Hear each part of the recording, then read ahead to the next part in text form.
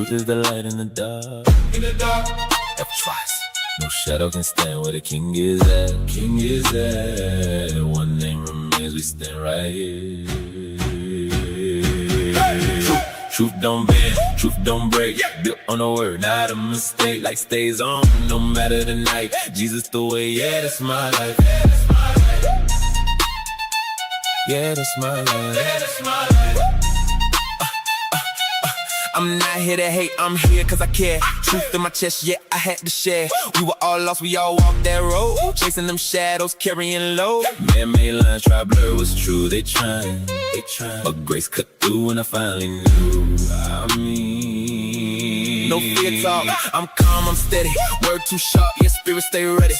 The Quran is a lie, y'all, all I've been deceived. The devil in the lines is pleasantly pleased. You call it truth, but it made on lies. You think you're safe, but it's at your own demise. We don't attack your faith because we hate you. We do this on our only cause we wanna save you. To find Christ and all he did for you. We do this because I promise we all love you. They say this way, but I checked the map, did my research, I ain't going back. Never back. So clear, broke that fog, now I walk free. The word is the rock. The word is the rock. The word is the rock. The word is the rock. I ain't yelling loud, but I stand on rock. Quick, don't change with a trend and talk. Say too much just to play it safe. Grace pulls you out when you're face to face. Not religion games, not fear control. It's a living God who restores your soul. Pages alive when you read their word. Every line hit, every truth heard, every line.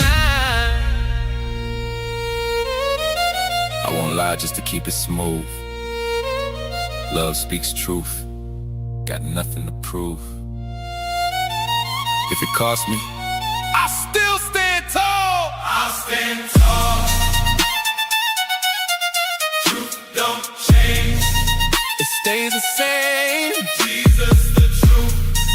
Forever reign. Light in the dark.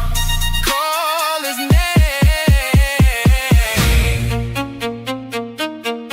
name. Just remember, Muslims, we don't hate you.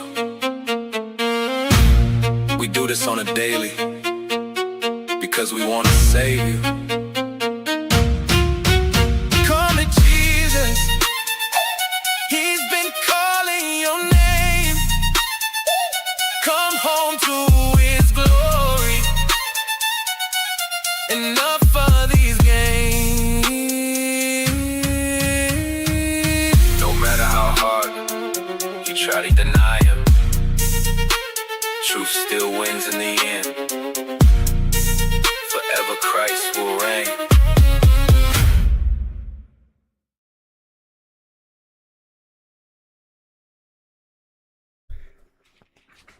Alright, I'm gonna get started now. Let's see.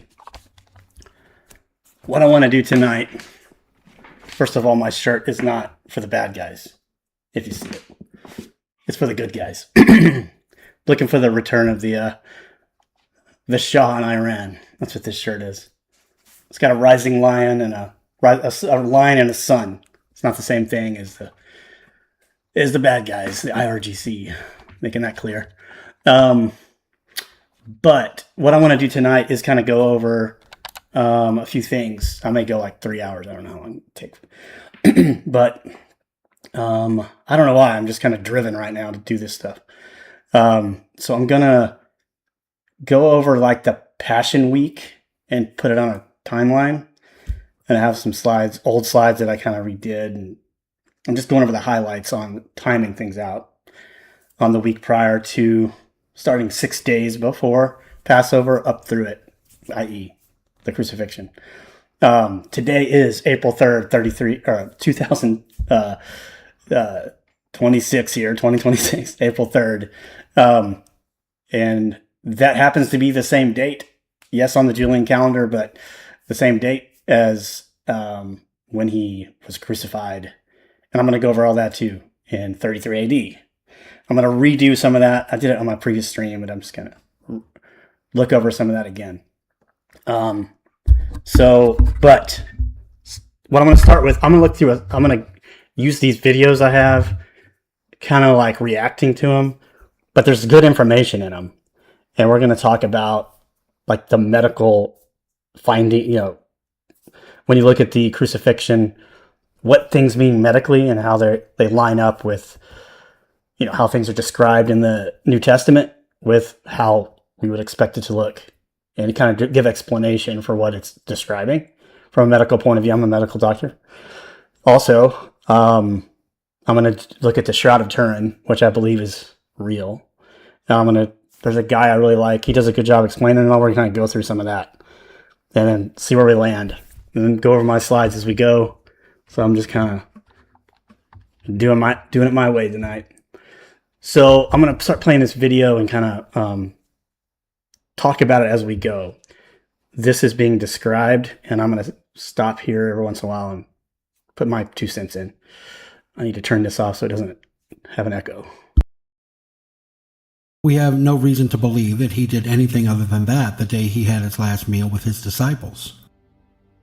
He likely arose early that morning and spent his day and subsequently had dinner with his disciples that night, the Last Supper in the upper room.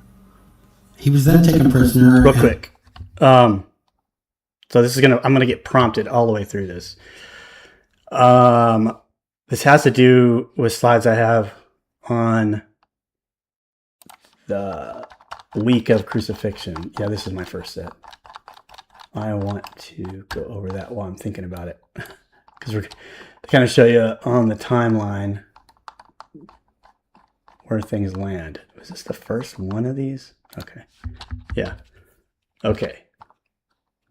The place to kind of start is here, John 12.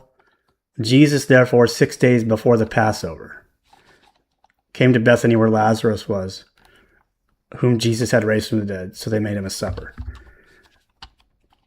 Lazarus is one of those reclining at the table with him. This is after he had resurrected Lazarus prior. Here Lazarus is hanging out. So I'm not going into all the stories. I just like placing these things here. It says 6 days before Passover. So boom. Realize something. The ancient Jewish day starts at 6 p.m. It's very important to remember this because it's going to be relevant here in a minute. It starts at 6 p.m. That's when the day starts, like the new day. So we think he's having supper, let's say. So this is like when the day starts. We would call it March 27th that day. It would be starting the 28th. We're going to say it's basically Saturday. So it's 6 days prior. It starts that night. So it's the Sabbath has started. So he's having like a Sabbath meal, looks like, right? Lazarus was there reclining at the table with him. They're having supper, the evening meal, observing a Sabbath at his friend's house. You can see how things kind of work out nicely there. So that's a Nissan 8. Saturday night is our Friday night. It's their Saturday, because the next night would be Sunday. Their nights are different than our nights. They're like backwards into our brains. But you gotta understand that. Well, so it's Saturday night, which is our Friday night. They're having their Passover meal. Not Passover, Sabbath meal. So I'm going to say things backwards all the time, and I'm going to correct myself. I have here, this is, in the way I'm showing this, 6 p.m. to 6 p.m. So halfway through is, I kind of got, it's not like quite halfway through, but I'm putting this as daybreak. Okay. So kind of to make things make sense. So here we are there. Okay. Going through, this is, the alabaster vial thing and all that. So you can read through this. I'm not trying to go through every, occurrence of this, everything. I'm just giving you a kind of overhead view here. So the next thing I want you to see, remember I had my previous stream. This is the Temple Mount. What I showed before, this would be the western wall down here. This would be where the Dome of the Rock is, so there is definitely room for a temple. That's just another thing showing it independently. Anyway, I had that on there for another reason. let's see. The next important thing, we get up to the triumphal entry. Okay. When did that happen? On the next day. So we're in John. I have a little harmony of the Gospels. I'm going through like all the ones that match, but here the triumphal entry is per John the next day, the day after 6 days prior to Passover. So it's probably going to be Sunday morning because their day starts here. So the next day would be the next day. So it's Saturday into Saturday day, Saturday night, which is our Friday night, into Saturday day, into Saturday night, into the next day, which is Sunday. So somewhere this morning, after 6 a.m., he's on the donkey there. So Sunday morning, March 29th of 33 AD. Okay? That would be March 29th, how we see it. But it's on the Julian calendar. So here we go. So this is the triumphal entry. That's Sunday. You know the date now. Nisan 9, March 29th. All right. Then we move along to here. And we've come to this is when Jesus curses a fig tree. I kind of wanted to talk about this a tad. Notice something. He cursed it. Why? Let's kind of go over that story a little bit. So he's coming up to Jerusalem after the triumphal entry. He saw the city and wept over it because he knows 70 AD is coming. The days will come upon you when your enemies will throw up a barricade against you and surround you and hem you on every side. When it says wept there, it's not like Jesus wept. That's a different Greek word. When he found out Lazarus was dead, that was like shed a tear. And this one is sobbed because he knows what's going to happen. This is him prophesying the 70 AD destruction of the temple and the city. It's the second temple being destroyed. All right. Now, he enters Jerusalem and came into the temple, and after looking around everything, he left for Bethany with the 12. On the next day, they had left. He became hungry, seeing at a distance a fig tree in leaf. So this is the following day. Now we're on Monday, and this is when he does the thing with the fig tree. Seeing a distance a fig tree leaf, he went to see if perhaps he would find anything on it. And when he came to it, he found nothing but leaves. For it was not the season for figs. He said to it, "May no one ever eat fruit from you again." And his disciples were listening. So again, he's kind of recalling this thing about Jerusalem, and he's still kind of upset about it. So he kind of reacts that way because he's distraught. That's not to say that the Jews will never. The fig tree are always a symbol of Jews, and it's a symbol of their disbelief. And then because they won't believe in him, it leads to their. Just like when they got the first temple destroyed, it was due to unbelief. The second temple's destroyed because the Messiah came and they didn't believe. It always correlates. It's kind of an important lesson. That's obvious, kind of what happened. So not that we rejoice in it or anything, but it's a natural consequence. This is kind of small, probably. Blow it up. I'm going to see if that's looking all right, I guess. Let's see. So that was the fig tree being cursed. This is when he compared. I'm going backward in time. He mentions fig trees before.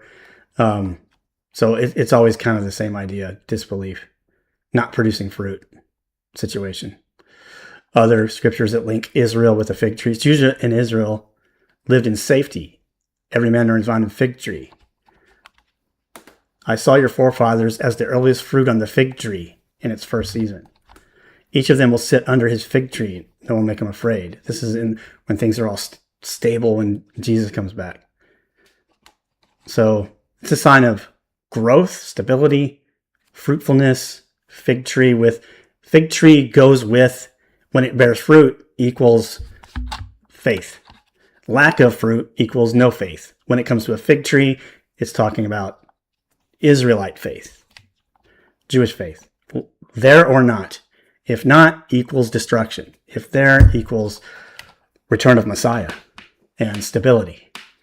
So let's see. This is interesting. You remember, look, everybody knows about him driving out the money changers.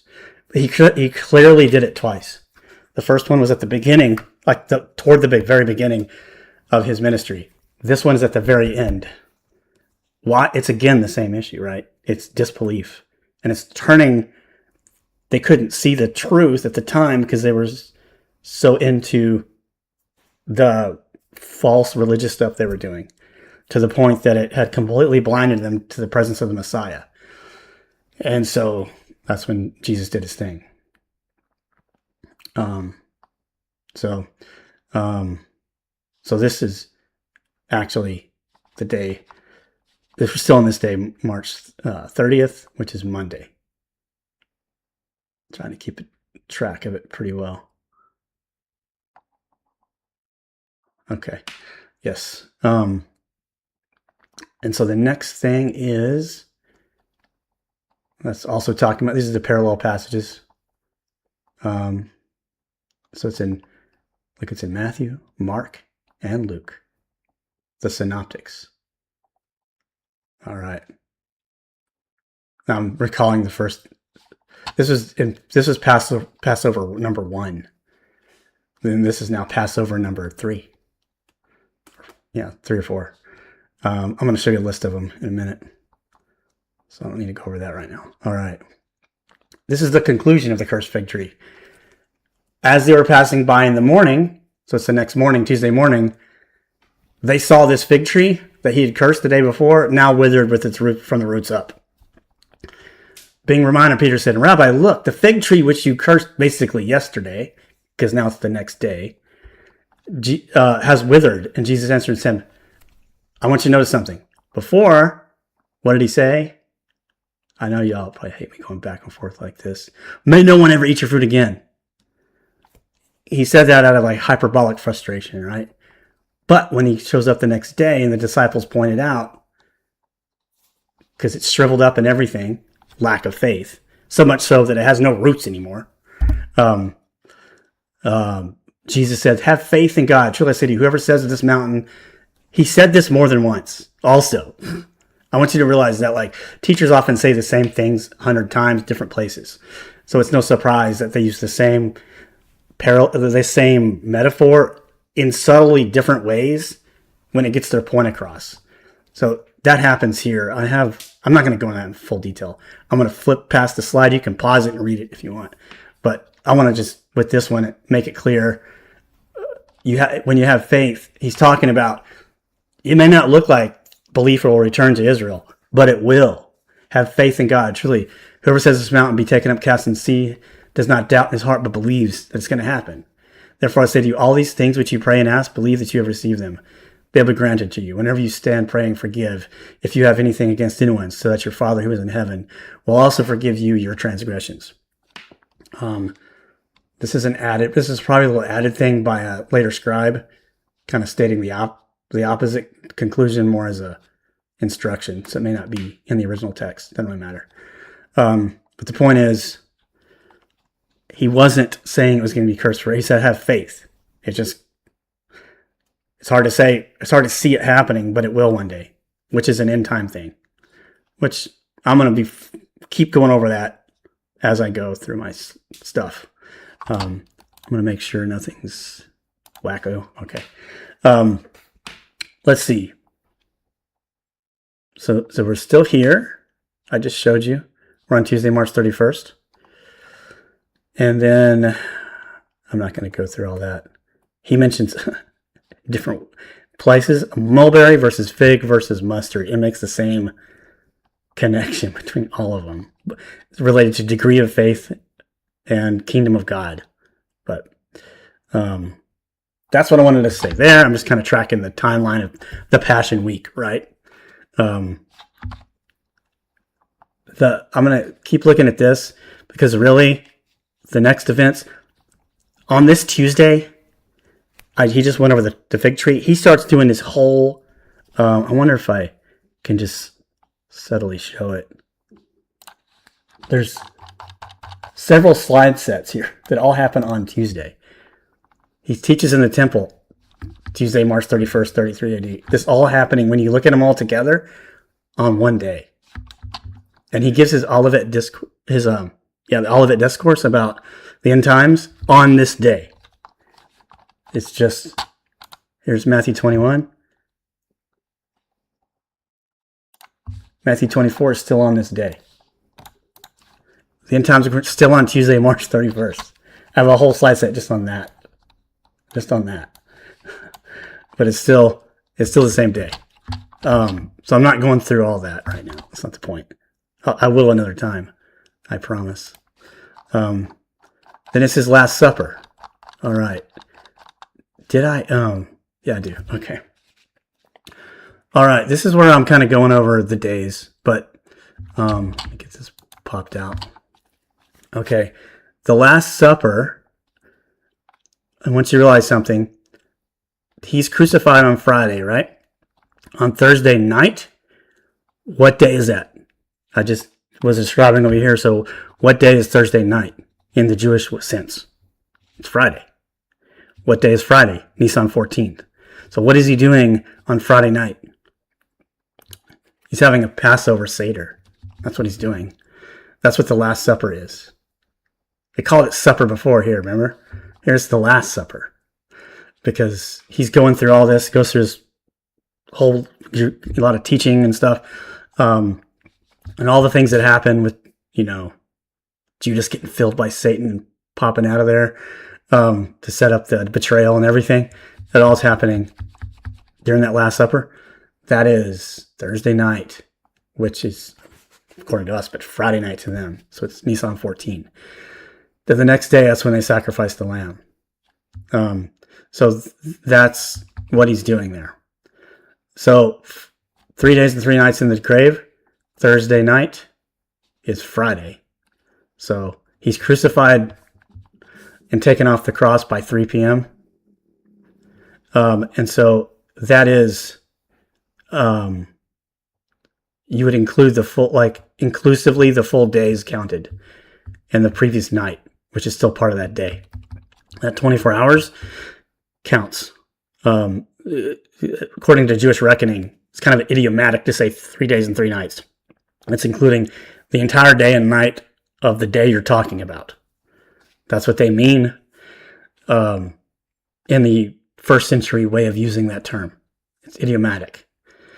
So that's going to include Thursday night, Friday night, Saturday night. That's the 3 nights. And Friday day, Saturday day. And because it's past 6 p.m. on Saturday, meaning it's Sunday now, it's Sunday day. That's 3 days and 3 nights. That's how it works. He's still crucified on a Friday, without a doubt. So I wanted to bring that out on the crucifixion, like kind of what all's going on. He has a Sabbath meal that Friday night. That Sunday, he's triumphal entry. Monday, he curses a fig tree. Tuesday, I said something different. I think that's right. It's completely cursed, and he's predicting the lack of faith in him by his own people, predicting the 70 AD situation and the loss of the second temple. The Antichrist brings back the third temple. It's an Antichrist thing. All right. That's what I wanted to go over there. I don't want to make it too complicated because I want the highlights, really, of that. So let's keep going through the video. In the Garden of Gethsemane, and was led about the old city of Jerusalem, and was tried at least twice. The next day, about daybreak, he was actually hung on the cross, and hung there throughout the day. Between the time he arose and the time he actually died on the cross, a period of about 36 hours had passed, with no sleep and no rest. Something else you may not have thought of was how far Jesus actually walked about the old city of Jerusalem.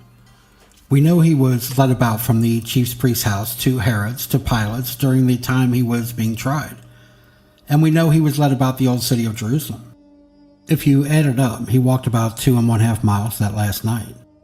Also, as best we can ascertain from historical accounts, Jesus carried his cross about 1/3 of a mile before he collapsed and wasn't able to carry it anymore. These are some physical exertions that added up and placed stress on a person. The next thing I want to talk about is a phenomenon called hemofibrosis. Hemofibrosis is a very rare medical phenomenon that has been reported about 12 to 14 times in world medical literature and is only seen in people who are under tremendous stress and agony. In hemofibrosis, a person actually exudes blood. It's talking about when he like bled. His sweat was like blood.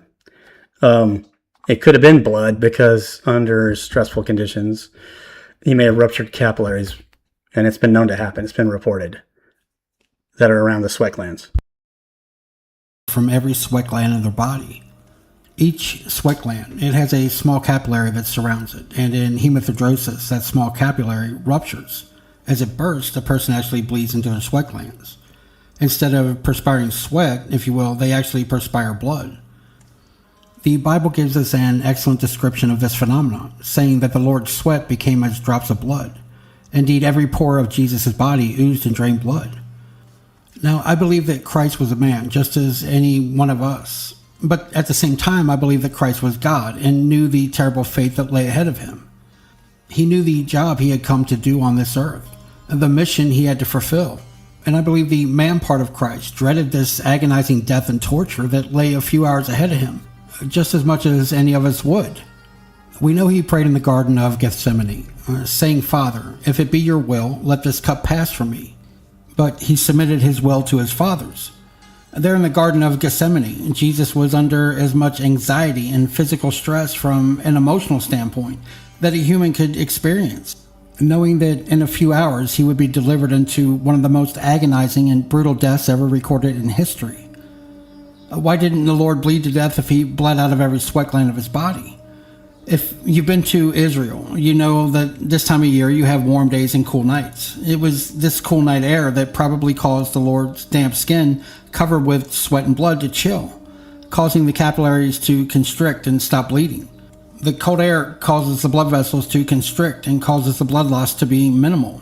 But by the time Jesus was taken by the soldiers from the Garden of Gethsemane, he probably had a mixture of sweat and blood all over his entire body surface. I can imagine this was some sight to behold.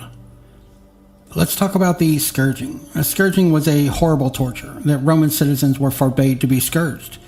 Only slaves and traitors could be scourged. It was one of the worst punishments the Romans had to inflict on a human body. Typically, the victim was stripped completely naked and tied by his wrist to a post or a wall with his back exposed. He was then whipped from the back of his arms, down to his shoulders and back, across his bare buttocks, down the back of his legs and calves, all the way down to his heels by 2 Roman legionnaires, one on either side, alternating blows. The historical accounts tell us that the traditional scourging consisted of 39 lashes.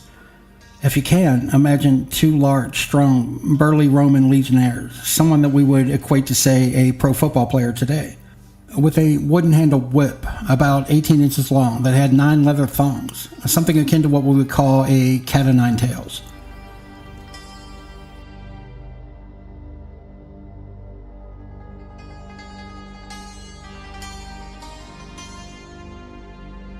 Of bone was that as the Roman legionnaire would beat his victim, snapping his wrist would cause the weight of the metal shod to dig into the back, while the sheep cattle bone cut the skin.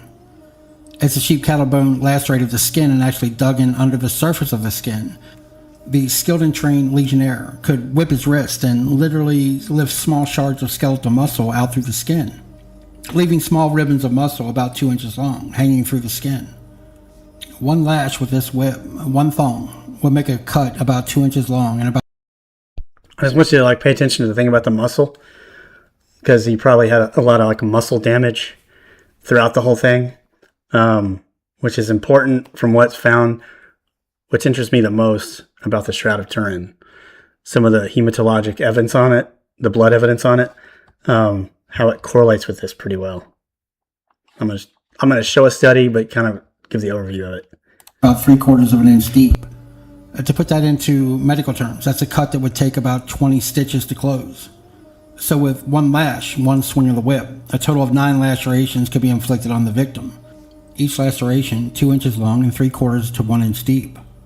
With one blow, the Roman legionnaire could inflict enough wounds to take 180 stitches to close. If you multiply that times 39, those 2 Roman legionnaires inflicted enough lacerations to take about 2,000 stitches to close. This gives you an idea of the amount of physical trauma that was inflicted upon Jesus just from the scourging. Again, you'd ask why Jesus didn't bleed to death. And again, you have to remember that this was done in the cold of night air. The very thing that causes blood vessels and capillaries to constrict and actually cause the blood loss from this beating to be, as I mentioned, the idea of thing that causes blood vessels and capillaries to constrict and actually cause the blood loss from this beating to be minimal. It would have been early in the morning because he got taken out of Gethsemane, taken before the Jewish priests and Sanhedrin people. That's who he actually spoke to. When he eventually goes to Herod, he doesn't speak to him. He just stays quiet. But in front of them, he said he was going to come back in the clouds, which was a direct claim to be Messiah, if not God himself. But then early in the morning, so it would be potentially cold and that kind of thing. I don't know if that fully explains it, but it's a legit explanation. As I mentioned, the idea of the lead weight was to lift the skeletal muscle out. I want you to imagine having a cut on your... The skeletal muscle coming out. Just remember, a lot of muscle damage, which I'm gonna watch a guy who does a good job describing the Shroud of Turin, and we'll get there. I just want to keep remembering that. Skin with an inch of muscle pulled out through the cut, exposed to the night air. This would be similar to a stab wound, or when people are stabbed with a sharp object like sticks. The muscles are pulled back through the skin. The purpose this served in the scourging was that the victim hung on the cross in the heat of the day. Birds could land on him and actually peck and pull at these pieces of muscle, just like a robin trying to pull a worm out of the ground. And frequently, how long a person actually survived on the cross during a crucifixion was determined by how severely he was scourged. Sometimes they would beat a man nearly to death before they put him on the cross, and he would only live a few hours. Most of the time, though, the scourging was intended for public humiliation and embarrassment, because it was such an inhumane method of torture. We know that Jesus was beaten in the face and head as he was mocked. I can assure you with all confidence that by the time the Lord was crucified after his beatings, it's almost certain that both of his eyes were swollen shut, and no doubt his nose was pouring blood. If Jesus was tied and held and beaten in the face by these strong legionnaires, I don't think there's any doubt that his lips were tattered like paper, and some of his teeth were knocked loose or maybe even knocked out. You might ask if his jawbones were broken. Normally they would be, but not in Jesus' case, and I'll tell you why in a few minutes. During Jesus' trials and humiliation, we also know that a crown of thorns was plaited and placed on his head. I'm sure some of you have been to Israel and have seen these thorns. I have not. They're about 1.5 to 2 inches long, and they're as sharp as an ice pick. The custom was to take a small... I want to say real quick that it would not have been a wreath like that. It'd be it's going to be like a whole helmet, based on the evidence on the shroud. I want to say right now about the shroud. It shows all this blood on the back of his head where the thorns would have been. But that wasn't like the classic Middle Ages way to depict it. It was the wreath. So if you're a guy in the Middle Ages faking the shroud, you would make it a wreath. You'd also make the nail wounds into palms, because that was in the in the Middle Ages art work was in the palms always. But on the shroud, it's in his wrists. I mean, so that's like evidence that it's not a forgery among many, many others. But let's put that out there. And if you don't know what the Shroud of Turin is, I'm going to get there. 3 or 4 foot long reed and slap the thorns on top of the head of the victim in order to drive the thorns into the skull. Those thorns laid upon someone's head and then tapped down with a reed were hard enough to penetrate the outer table or the outer bone of the skull. Imagine the bleeding from 300 or 400 puncture wounds in the scalp and around the forehead from these thorns. Imagine the pain. So before Jesus' crucifixion even begins, his face had been beaten to a pulp. No doubt his eyes were swollen shut. His nose is bloodied, and I remind you that every pore in his skin has wept and oozed blood. Every visible surface on the good Lord Jesus, I am confident, was covered and caked with dry blood. And his back and his arms and his buttocks and the back of his legs were literally torn to shreds from the scourging. This was the shape Jesus was in before they ever gave him his cross to head out to Calvary. Now, one of the things I take issue with from agnostics who I've heard debate this, I do not think the Lord died from shock or secondary to blood loss. There's nothing that Jesus said on the cross, nothing that the description of the crucifixion in any of the Gospels that gives us an idea that Jesus was in shock before he died. And how do I know that?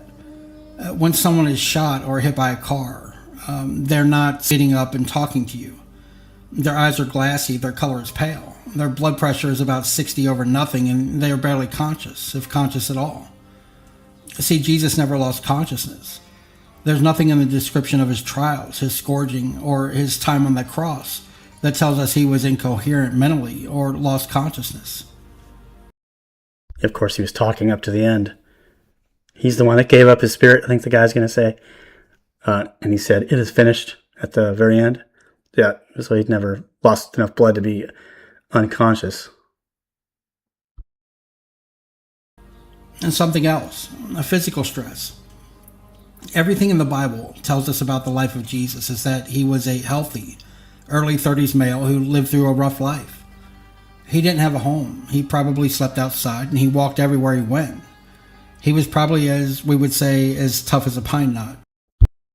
Okay, real quick, I'm a little excursus here. I think I have it here. Yeah. I'm going to go over this. I want to see where it's landing. So a little bit. Here a little bit. That'll work. So again, Gregorian date of April 1st would be April 3rd, Julian. That's what we go by, because that's the calendar system both in use at the day, in the day and time of Jesus by the Romans, plus it's what's used by historians even now to talk about any kind of ancient date. It's always on the Julian calendar.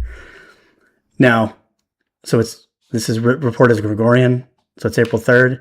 The only dates, I'm going to show you why he's the age he is. That's why I'm going over this. But he would have been 33 and a half years old, or almost 34 at this time. I'm going to show you why here in a minute. So that's where I have his age. April 3rd, Julian calendar. You only have two options for Fridays. Before here, there's no Friday where Nisan 14 happens. And he was taken down off the cross before the Sabbath, so it has to be a Friday. And it was a high Sabbath per John, because the next day was unleavened bread. So a holy feast after Passover, unleavened bread, occurred on a Saturday, Sabbath. So it's a high Sabbath. Don't anybody tell you otherwise. Pontius Pilate reigned from 26 to 36. He was the governor. So you have a 10-year period where Jesus could be crucified under Pontius Pilate. You only have two Fridays. This Friday, where Nisan 14, Passover, occurs on a Friday. This Friday or this Friday. This is way too late. It's got to be this Friday. It's just the way it is. Now, I want to show real quick. 1 second. I'm going to be all over the place. I hope it's right here. I thought it was. If not, I'm going to go backwards through these slides. Maybe before. Yeah. I want to go back here. Yes. First of all, it says that in the 15th year of Tiberius Caesar, Jesus was turning 30. In the 15th year of Tiberius Caesar. All right. This slide is back here. Let me get back to my original slide on it. Tiberius Caesar took over from Augustus. He took it over on August 19th of AD 14. That's his accession year. His first year doesn't start until January. They always started it on January because they took control whenever they did. Year one started January. So January was his first year of AD 14. So you add year one starts January of AD 15. So Yeah, he took over in AD 14. AD 15, January 1st is his first year. Tiberius Caesar. Therefore, his 15th year is January 1st, AD 29. This is according to Luke. In the 15th year of the reign of Tiberius Caesar, when Pontius Pilate was governor of Judea and Herod was tetrarch of Galilee. So it's the 15th year is also when Pilate was governor. So, like, you have this little narrow period of time. That's when Jesus is turning 30. It says it right here. Jesus himself began to be about 30 years of age, which in the Greek it means turning 30. That's what it literally means. So the first year is AD 15, January 1st. The 15th year starts AD 29. I believe Jesus was born in the summer in June. I'm not going to try to explain that right now. But if he's 30 in AD 29, the 15th year of Tiberius Caesar, which is what Luke says, okay, this is just internal to the Bible, then you subtract. Boom, boom, boom, boom, boom. Keep subtracting. He has to be born in 2 BC. He has to. That means if you put numerics on it and there's no year 0, he's born in negative 0.5 numerically. So, therefore,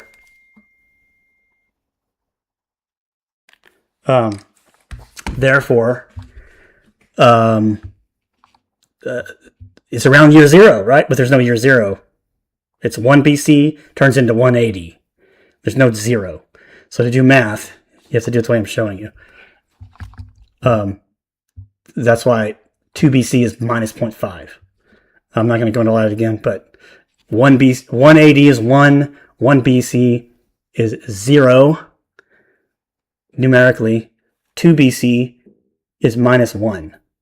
It's forward in time to 2 BC into 1 because 2 BC starts at minus 1 but goes forward. So it's negative half. So the calendar is the way it is on purpose. It's actually correct. Now, you got an issue with Herod being killed, or Herod still being alive here. So I can show that he died in 1 BC, not 4 BC. It's a different, I'm aware of that issue. But a lot of historians are starting to think maybe it was 1 BC. Not a majority, but a lot. So I'll go over that evidence later. But anyway, so he's turning 30 in AD 29. That's a fact. So he has to be born in 2 BC.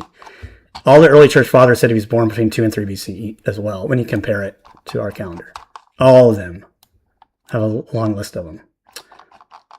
Now, if he's turning 30 when he's baptized in the summer of 29 AD, it's kind of a good time to be baptized, right? Summer, when your birthday is. That's the beginning of his ministry. In John, they seem to be successive. There's no reason to think that John's not going through successive Passovers. So Passover 1, John 2:23, he's still 30 because it's not the next summer yet. Summer 29 goes into 30 of Passover, not till the summer. So he's 30 years old. Another reason to think it's summer. And not December. Passover 2, it's spring 31, he's 31. Spring 32, he's 32. Passover 4 is spring 33, he's 33. Almost 34, but not quite. This makes perfect sense of all the data in the Bible. So that's the order of events. That's why he's 33 and a half years old. That's why absolutely, when you just look at the biblical data, there's no other date. There's absolutely no other date. He has to be crucified in April 3rd of 33 AD. It's got to be in 33 AD. And thank God it's a Friday. I mean, it all matches. Just like it says. All this can be looked at. You just stick it in a calendar converter. Stuff like this that I've done. And this. So you can look it up yourself. Anyway. I wanted to show that without a doubt, April 3rd, 33 AD. Without a doubt. And why. So, go back to this video. Talking about the medical stuff. I think Jesus was a hardy young man, very strong and stout. Yeah, I got into that because he said he's in his early 30s. Yeah, he's 33 and a half. And that there was nothing weak or puny about him from a medical standpoint prior to the crucifixion.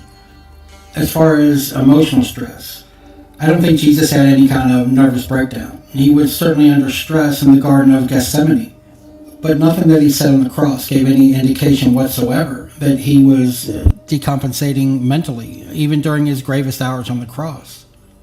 I've also heard cardiac arrhythmia debated at the cause of Jesus' death. And when people go into cardiac arrhythmia, if it's ventricular tachycardia or some other type of cardiac arrhythmias, one of the first things that happens is that the heart, even though it beats fast or funny, doesn't function very well as a pump. When it doesn't function well as a pump, your blood pressure drops and you lose consciousness. Again, nowhere in the Gospels do we have an account where Jesus ever lost consciousness until he died. Let's talk about the cross for just a minute. We know from Corinthian and Roman history that the crosses were usually in two parts. First, the crossbar, from very good historical accounts, can be estimated to have weighed 125 to 150 pounds and had to be about the size of a cross tie. Now, many of us have stacked or used cross ties at one time or another, or have certainly seen what they look like on the railroad tracks. I want to remind you that this was a rough, unplanned, unfinished piece of wood with splinters and spikes and rough places in it, just like you would expect to see in a railroad cross tie. When the victim's final trial and condemnation had taken place, to maximize the shame and suffering, the custom was to tie the crossbar to the victim and have him carry it through the city from his point of condemnation to his point of execution. Keep in mind, it's the crossbar, it's not the whole cross. I think they did it in the Passion of the Christ just because it was iconic and it sends a message. It just looks more dramatic. But he would have been just carrying the crossbeam. Part of the custom was that many times these people would be forced to stagger through the streets after being scourged and beaten, with the crossbar tied to their arms. And to add to the ultimate humiliation, the victim had to bear the cross naked. Imagine how humiliating that would be in this day and time, much less how humiliating and agonizing it must have been for Jesus. The other part of the cross was an upright part, which is just like a post in the ground. Every major city at the time had an area outside the gates where they performed crucifixions. It was really not only a form of execution, but of entertainment as well. As someone condemned to crucifixion would bear the crossbar through the streets to the point of crucifixion, and once there, would be thrown onto the ground. Nails would then be driven through their hands into the crossbar. Then two forks, something similar to pitchforks, would be placed around each end of the crossbar, and they would be boosted up, and the crossbar hung on top of the upright post. Once they were braced on the upright post, both feet would then be nailed to the foot of the piece. The nail wounds. The Romans practiced crucifixion for hundreds of years, and they perfected the art of pain and suffering. And how could a man have spikes driven through his hands and feet and not bleed to death? The Romans figured out if they drove a spike through a man's wrist right at the middle, they could avoid hitting any arteries or veins. And if you go back and look at the Hebrew word for hand, it's inclusive from the fingertips to about where your wristwatch crosses your wrist. So the hand didn't necessarily mean the palm. You cannot drive a spike through a man's palm and hang him by it without pulling right out between his fingers. It's an acceptable medical fact that the muscle in your palm is not strong enough to support your body weight. In order to be able to drive spikes through the Lord's hands, they had to drive them through at the wrist. There's a strong ligament called the transverse carpal ligament that is strong enough to support the body weight. The Romans figured out that if they came about where the crease in the wrist is and drove the spike through this area, they would miss the radial artery. It's the artery people cut when they try to kill themselves by cutting their wrist, right where the doctor would take your pulse. And they would also miss what is called the ulnar artery over the little finger side. What they would do, though, is drive the nail right through the biggest nerve in the hand, called the median nerve. If any of you... Yeah, it's carpal tunnel syndrome. But like the medial nerves right there where they drive the nail, that would hurt like crazy. Who ever had carpal tunnel syndrome? I have. You know how uncomfortable any inflammation and irritation drive a spike through a man's hand, the dorsal artery. There again, they drove the spike through the feet with no blood loss. The spike misses the artery, but does hit the plantar nerves, thereby causing the same horrible shock sensation. Let's talk now about Jesus hanging on the cross. When hanging by their arms as a crucifixion victim's body weight sags down, their diaphragm functions like bellows. As the diaphragm drops into the abdomen, it pulls in air, so someone hanging on the cross had no difficulty whatsoever pulling air into their lungs. See, the tough part for people hanging on the cross was breathing out. In order for a crucifixion victim to exhale, they would have to pull up against the spikes with their hands and push up against the spikes with their feet. And I want to remind you, here's Jesus hanging on the cross, probably naked in front of the whole city of Jerusalem. And I've already described his back to you. See, every time he took a breath, that tattered, lacerated, and riddled back was drugged and scraped across the splinters and the rough knobs and spikes protruding from the cross. Each time he breathed out, each time he uttered a word, he would have to pull up with his arms and push up with his legs. And that's why I want to remind you just how precious Jesus' words from the cross. The Lord tells us what he spoke from. What did he say? He said, "Behold your son." And then he said, "Behold your mother." See, Jesus knew he had just about finished his job and done everything that he had come to do in this world.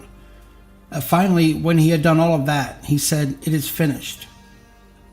And when he said it is finished, that's the last time he pulled up with his hands and pushed up with his feet, dragging his back across the cross as he hung there naked before the city of Jerusalem in total shame and humiliation, convicted and tortured and condemned. A man hanging on a cross outside the gates of a city with the birds pecking at his eyes and roosting on his head. As he hangs there naked is in blasphemy at him. The idea was to make him suffer as much as possible.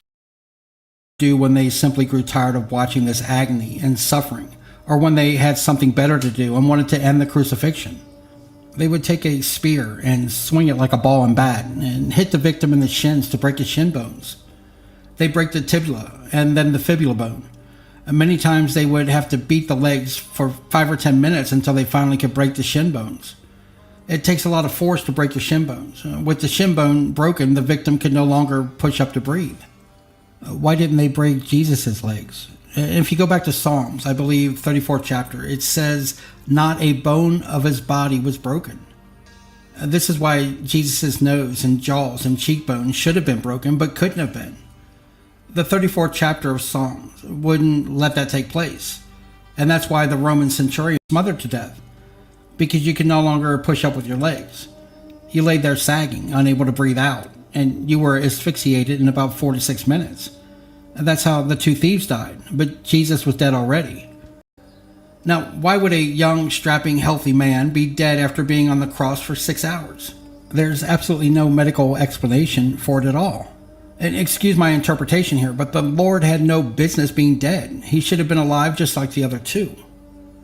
He wasn't beaten to the point of death. His blood loss was minimal, and we know he wasn't in shock, because everything he told us from the cross made sense. He identified his mother standing at some distance from the foot of the cross. The spear wound to the Lord's side was not the cause of death either. When the centurion saw that Jesus was dead already, he thrust the spear into Jesus' side. The Bible says in Zechariah that they may look upon him who they pierced. The spear thrust was biblical prophecy fulfilled. To take a 22 through the left side of the heart and likely walk in the hospital sitting up and talking. However, if you're stabbed or shot on the right side of the heart, where the inferior and superior vena cava are emptied into the right side of the heart, you're unconscious and pretty close to dead in about 20 or 30 seconds. This bloated Jesus was no doubt delivered from the right side, through the right lung into the heart and into the spine. It would have penetrated somewhere between the 7th and 8th intercostal space, probably on the right. But the Bible says that blood and water came out of Jesus' side. I think the Shroud puts it at 6 to the 7th, but it's real close to what he's saying. After the spear was thrust in. Now, if you take a unit of blood, drain it out of a human being's body, put it in a quart jar and set it on top of a desk, in about 30 minutes, the red blood cells begin to settle out, and the plasma rises to the top. So this is the best explanation for the blood and water. I've heard it could relate to heart failure, but I don't think so. I think it's just because he'd already been dead a little while by the time they put the spear in. So it's separated out. I think I have a picture here. Or do I? I may not have. left the picture. Let me just try to find it.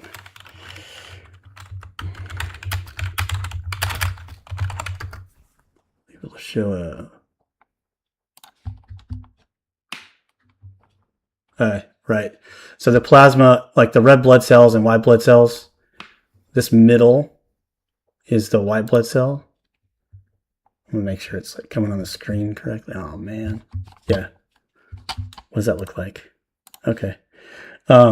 This is the plasma, which is the more liquidy part. It has like albumin and proteins in it, but the thicker cells, they follow the body. So the red blood cells and a little bit lighter white blood cells, and then the albumin and stuff like that that's floating around in the water of the blood. 70% of your blood's water.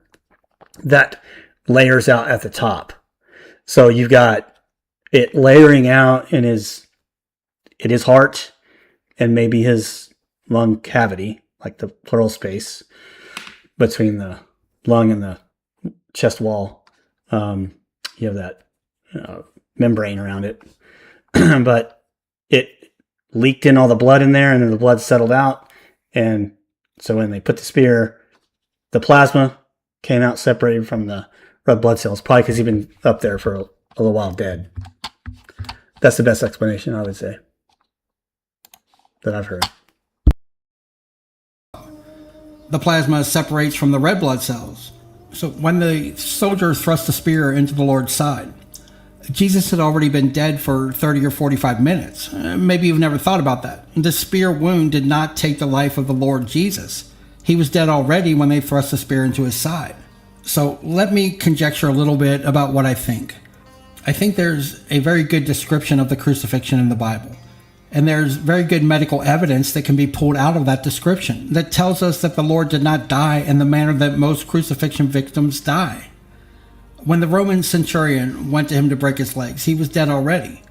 They couldn't break his legs because the Bible said in Psalms, not a bone of his body shall be broken. Why then would the soldier thrust a spear into his side? Because Zechariah told us hundreds of years before that we'd look upon the one who pierced the same thing you just said. The Lord's life. No man did. Jesus gave his life. Yeah, I think he's kind of wrapping up there. So that's kind of an overview of the medical stuff. I mean, some of it's kind of superficial, I think, there, but particularly the blood and water part makes a lot of sense to me. And just the means of crucifixion certainly match the day and age, but we're a little bit off because he kind of died previously. Now maybe, yes, he wasn't in shock, like the medical definition of shock, but he was probably much more beaten and bruised up and closer to death than the other two. So he could have been dying, but yes, of course, he gave up his own spirit. It does say that. But I think all that goes together to explain the timing of his death and not needing to have his bone broken. That's the main point of that Psalm prophecy, is that it doesn't know it at the time. Like, I don't think the author fully understood it, but it's predicting a crucifixion situation where bones would need to be broken to get someone dead, because you could just push up and push up and push up for hours and hours on end to get your exhalation and all. So it's a slow death, right? But when they were ready to just like, okay, it's time to this guy to freaking die, then they would break the legs. So this is showing that it is crucifixion, but his legs won't be broken. So that's just, I think even the Passover lamb, they didn't break any of the bones. So he had to kind of be that typology. That's the reason that's the ultimate reason to not break his bones. Okay. I want to go over this guy. I really like him. These guys discuss the Shroud of Turin, and they go over kind of all the high points. So I'm going to spend time going through this and kind of correlating with what we've already been shown. And I've got one of the papers up, like a more recent paper on the blood stuff. And I'm just going to kind of go to when it's time. Let's start. This is interesting. quick introduction for people who have no idea what we're talking about. What's the Shroud of Turin? The Shroud of Turin is believed to be the actual burial cloth that Joseph of Arimathea and Nicodemus used to wrap the crucified, brutalized, dead corpse of Jesus in on Friday, April 3rd, AD 33. Wow, that was very specific. Wow. Actually, can I click on something? Yeah. Friday, April 3rd, AD 33. Nissan 14. How are you getting that specific date? It's amazing. Well, it's because the resurrection and the crucifixion of Jesus is the best established fact of the ancient world. If we cannot believe that Jesus died by Roman crucifixion on Friday, April 3rd, AD 33, based on the lunar calendar, Nissan 14, 3,500 years, the Jews always celebrated Passover at the time that Torah said they should, based on the two opportunities that Nissan 14 could have occurred during Pontius Pilate's reign, 26 to 36 AD. We have two options, AD 30, AD 33. Wait, say that last sentence again. All right, so during, we know the days. Oh, he said even the two options. So that's what I was showing before. The two options. I probably don't need it. Show it again. You can just rewind it. Pontius Pilate's reign. I know that from 26 biblical to argument. 36 All right. AD. And you said there's only two opportunities. There's only two times the lunar calendar aligns with Passover on that Friday that Jesus could have possibly been crucified during his ministry. And there's two great options, actually. Friday, April 7, AD 30. But I'm more convinced that it's Friday, April 3rd, AD 33, for a variety of reasons. That's Gregorian. He's doing the Julian. But without a doubt, it's You the talk best. about that He didn't tell you. I do. And so it's the best. But the point is, if we can't believe that Jesus died on that Friday and rose again on Sunday, April 5th, which, by the way, is this Sunday, April 5th. Isn't that ironic? man. Let's go. Wow. He just filmed it this April week. 5th, AD 33 is the day of the resurrection. We know from the Jet Propulsion Laboratory that sunrise was 5:43 a.m. on that morning. We could go already back in stupid. time. I didn't when know the this. when the women go to the tomb, they're going there early. They're following Jewish burial traditions. They're going to continue spicing the body. We'll get into why they're doing that. And they're astonished because the tomb is empty. And they run to tell everybody about it. And that's when we have this amazing sprint. I love that the Bible talks smack. I love that John wants you to know that he's much faster than faster slow than Peter. He takes two inerrant verses in God's word to say, when the guy finally got there, we went into the tomb. Yeah. And they see, if you follow the chronology in John 20, this is where the Bible is so awesome. I've read it That's pretty 100 funny. times. I'm a historical Jesus scholar, but I was humbled. I felt like Nicodemus when Jesus looks at him and said, "You're the teacher of Israel and you haven't seen this? You don't know these things?" I did my PhD on the resurrection.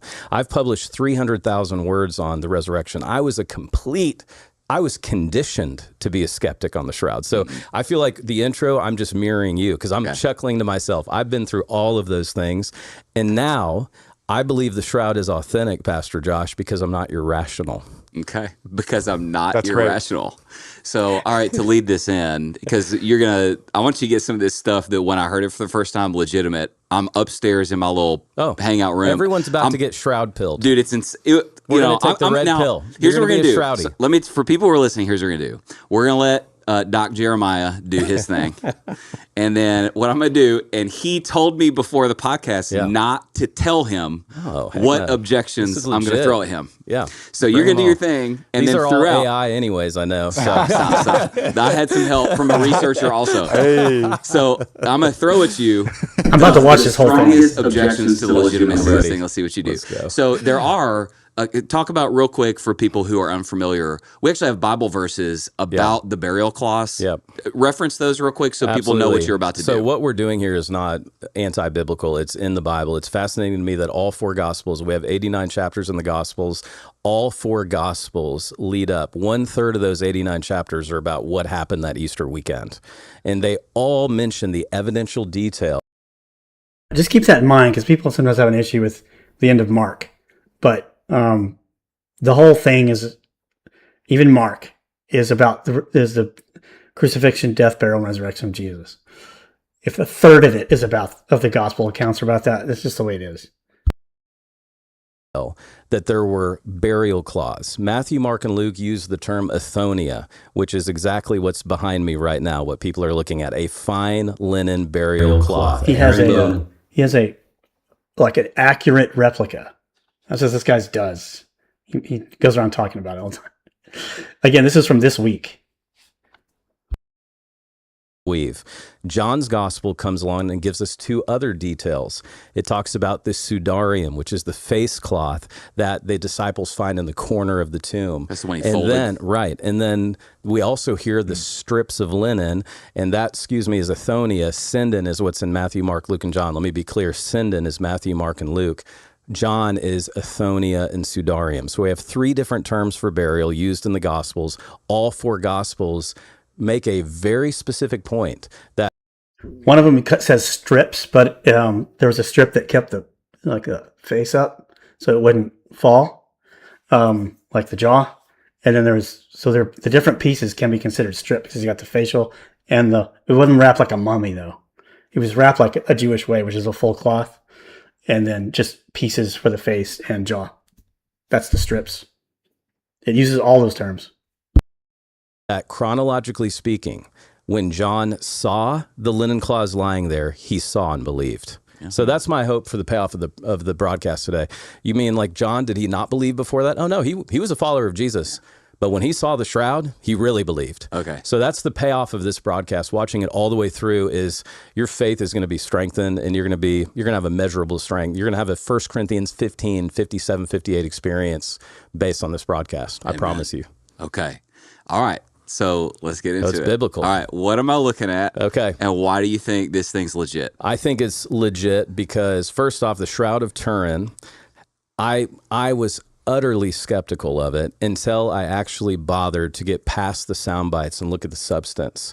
So I had heard about this flash. My doctor father, Craig Evans, who's probably the finest Jesus scholar in the English-speaking world, 700 publications on Jesus, he begins to tell me about the Shroud.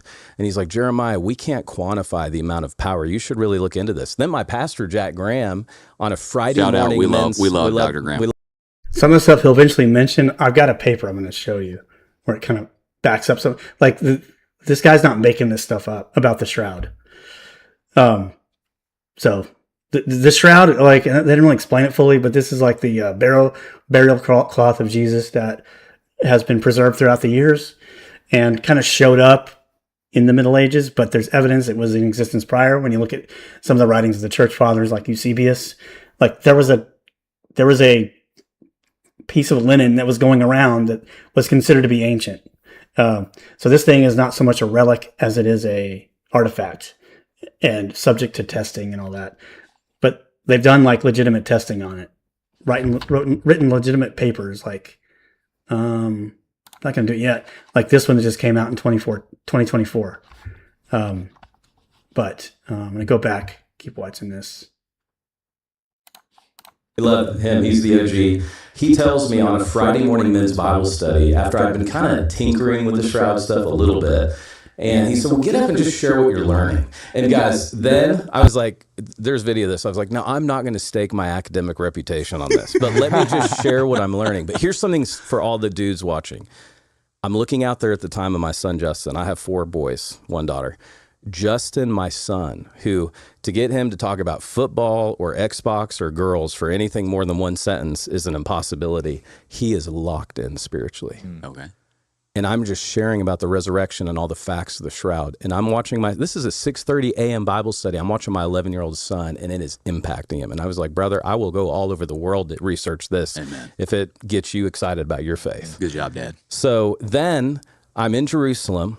I'm filming a series, and I've been in more tombs than anyone you've ever met. In fact, I was laughing today because I was in a tomb in Emmaus, and the producers, I hope I don't mess the audio, they do this, and I thought, what are you clapping for? And like, oh, we're scaring the snakes away. You need to do this in 1 take. That was at the Emmaus tombs. All right, Indiana Jones. So I've been in the tombs. I'm filming. I had a day off, and I go to the Athonia Museum, and I see some of the show and tell I'm about to show your audience, and you too, Carlos. By the way, we don't know what's coming, yeah, so I'm very excited. Bro, it takes my breath away. No one's there, and it turns out that the Holy Spirit is really good at his job, and it literally takes my breath away. And I have an experience with the Lord that it's now the best evangelism. What we're looking at behind me is the best evangelism discipleship tool I have ever used and seen in my life. So we're looking at a burial cloth. We're looking at, and this is typical, we have hundreds of burial cloths from the land of Jesus, which is Jerusalem. We even have a burial shroud from the tomb of the Shroud. People can search this up. There were Bible deniers that said that the Bible was false because Hansen's disease wasn't around in the time of Jesus. Well, guess what? Hansen's disease is leprosy. I don't know why people said that, but that's stupid. I think what he's about to say is there's this other cloth from some tomb of the cloth, but it's not the same as the shroud. But there's all these ancient cloths they've found. They've even found some that came from Masada, so they know it was before 70 AD. So they can use that as comparative evidence, and that is also very helpful to prove that antiquity of at least of the linen of Jesus's the Shroud of Turin thing. But this other cloth had leprosy on it. And it came from the 1st century.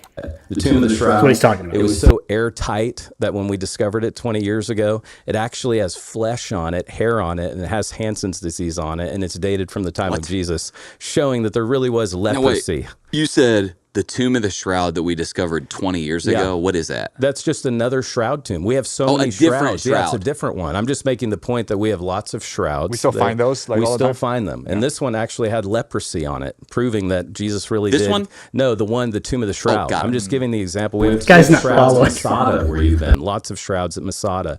And so what's unique about the Shroud of Turin is that it has an image of a brutalized, crucified man that has complete correspondence with the crucifixion narratives that are embedded in the Gospels. All right, walk me through it. And by the way, this is it. This is it. This is the one. This is the exact one. This is a one. No, well, the exact one is in a reliquary in Turin, but this one comes from Stera, from my friend Barry Walsh, who's now deceased. He literally did the TED Talk on the Shroud.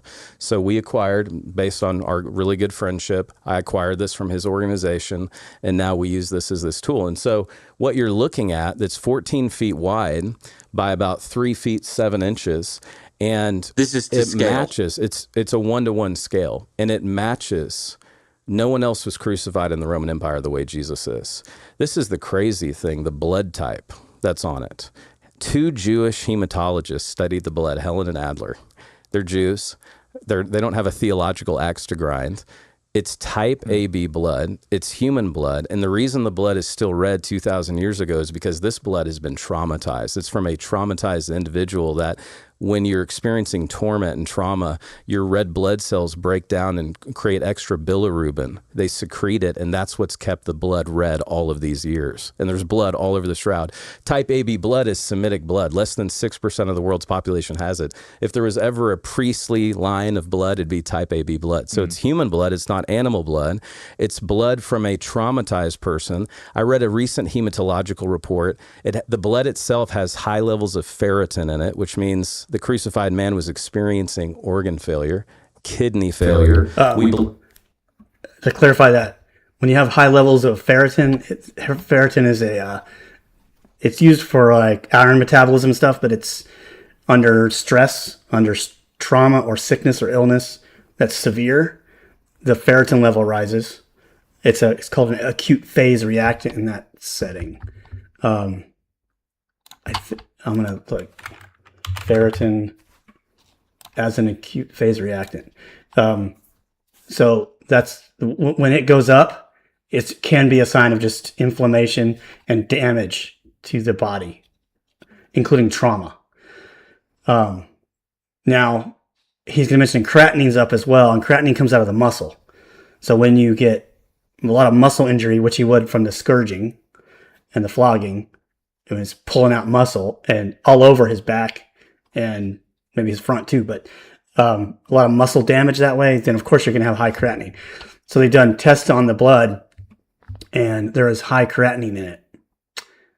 So this paper kind of references an old paper that the original publisher wanted to retract, but these guys that wrote it think it's no big issue, and they've done extra studies to like help confirm it, which is part of what this is talking about. I don't know where it is. Yeah. The presence of nanoparticles ranging from 50 to 200 nanometers, recognized as creatinine, was detected in various bloody fibers of type A. So that's the fiber from the Shroud piece that they took off back in like the 70s. They still have these samples, so they've done tests on them. So they were able to get some of the fiber samples off. I'm not sure when. I don't want to say it wrong. The paper will describe it, I'm sure, where they obtained, like when they obtained the samples from the actual Shroud. Numerous creatinine particles in ferritin confirms a microscopic level that very heavy torture suffered by Jesus. I don't know, HST, I have to look at what they're abbreviating there. But the ferritin and the creatinine in the blood samples from the Shroud indicate trauma. So you'd have to, if you're faking it, you have to put blood samples. These are blood samples, that's proven. They're showing compatible with that of erythrocytes, the structure of these things. So it's that is basically an erythrocyte. They're pulling blood off it. That's what an erythrocyte looks like, where my cursor is. So that there's blood samples on it. There's blood on it, all over it. It's without a fact, without a doubt. It's AB type blood, which is a rare, and I have to look this up, but I'll take it as word for right now that it's of the rare people. It's more in Semitic people than otherwise. What is going on? What's happening? Hold on.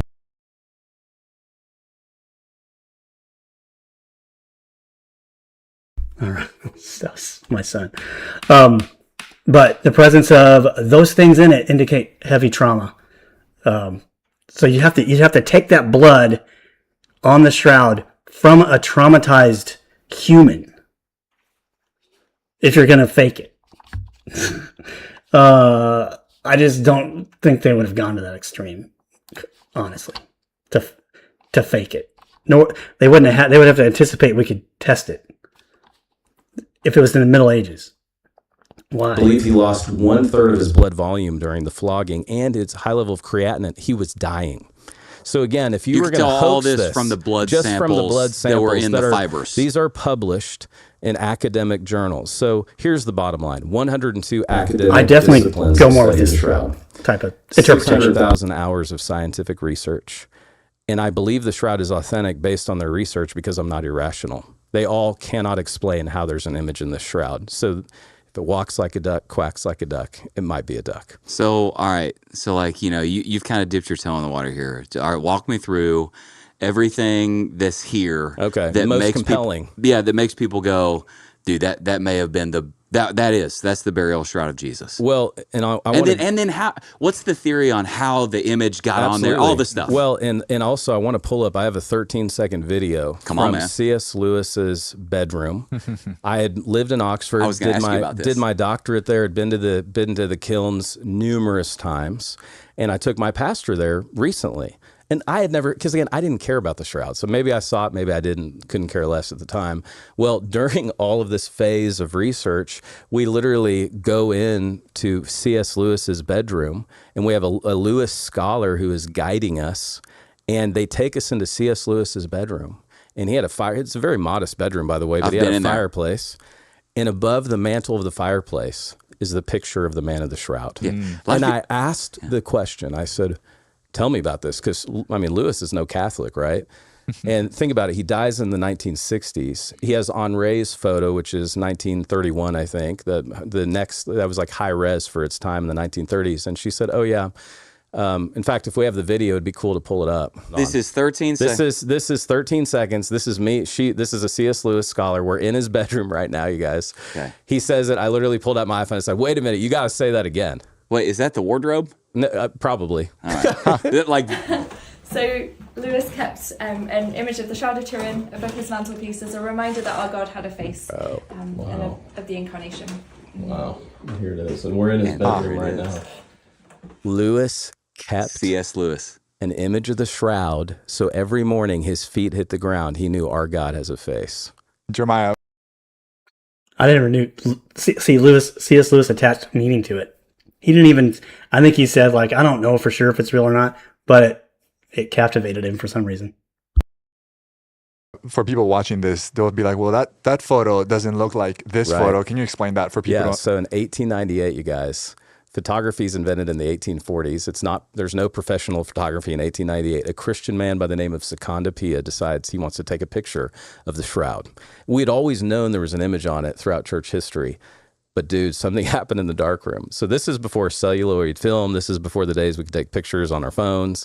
I've seen the actual camera in turn. It looks like a dorm fridge. It's massive. Glass plates, okay? The exposures took 14 minutes and 20 minutes each. There was no electricity. I've been in the St. Giovanni Cathedral. That's the St. John Cathedral where the shroud is to this day. He builds a scaffolding, takes a picture, goes in the darkroom. In the darkroom, he sees the image of Jesus's face, which he believes he's the first human being looking at the face of Jesus since the apostolic era, and never more appropriately says, "Oh my God." Yep. And then literally, "Oh my God." Mm-hmm. And then he develops it. He's immediately accused of being a fraudster, a hoaxer. And I've seen the actual photo. And that's what's crazy is the photo negative is actually the photo positive. When you take a picture of the shroud, when you invert your phone camera, you see it in all of its rich and amazing detail. And we actually have, I can show you on our slides here, we actually have an image of it. So this is what we have behind us. And then in the dark room, you see on the right, on the right is actually the photo positive. The negative is the photo positive. I just want to say that's not normal. Like, if you took a picture of paint, it wouldn't do that. This whole thing. Taking a picture of a shroud of someone who just died in it, and then taking a picture of it doesn't produce this image. I don't think he ever really explains it, but this triangular stuff is from a fire way back that burned part of it, and the way it was folded. But it didn't burn the middle, thank goodness. But it burned part of it. That's why it looks that way. Positive. And this is where all of the details come out in striking fashion. So start walking me through, because dude, I'm a dumb So the point is, like, the artist, if there wasn't, let's assume it's hoax, would have to anticipate some of this looking the way it did in this image, because some things are so subtle you don't pick it up on. You see some obvious things like the wrist stuff and stuff, but there's other subtle blood that you don't pick up on on this thing that do show up greatly, like hair on the chest and stuff like that. So it just, like, he would have to anticipate a camera several hundred years later would pick that up if he's hoaxing it into it, which is, obviously not likely. Kid. No, it just looks like a bunch of triangles and lines. Yep. And, So what am I looking at? That's a great question. What makes us go, this is Jesus? So what makes us go, this is Jesus, is the image itself corresponds with all the ways in which we know Jesus was crucified. We see a man who has been crucified and pierced with actual nails in the right spot through his wrists, not through his palms of his hands. That's medieval Christian art that messed us all up.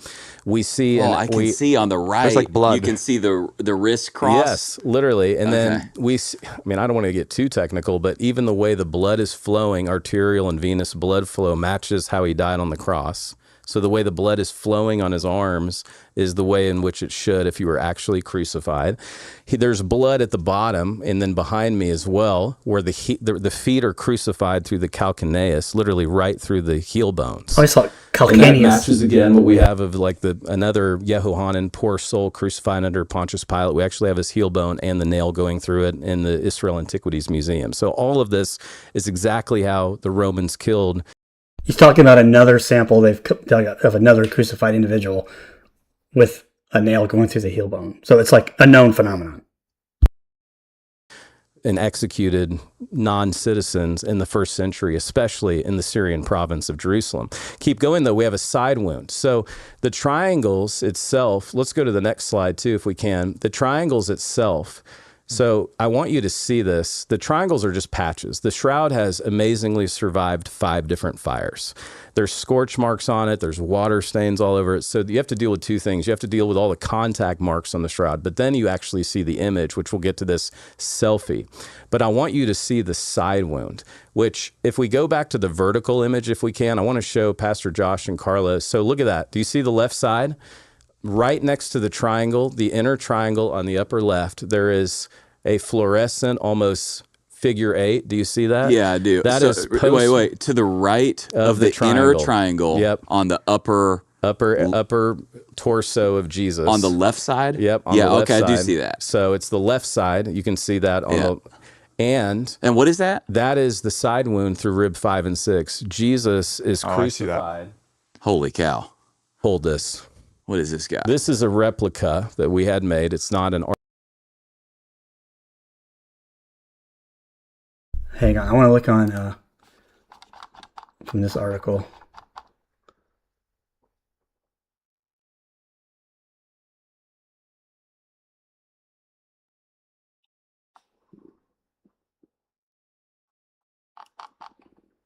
Oh.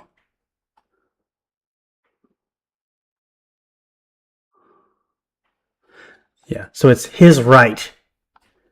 Because he keeps saying left, but looking at it from what we look at, but I always think about the patient's right. So it's definitely his right. The patient's right. Here in this case, Jesus would be the patient. Where are we at?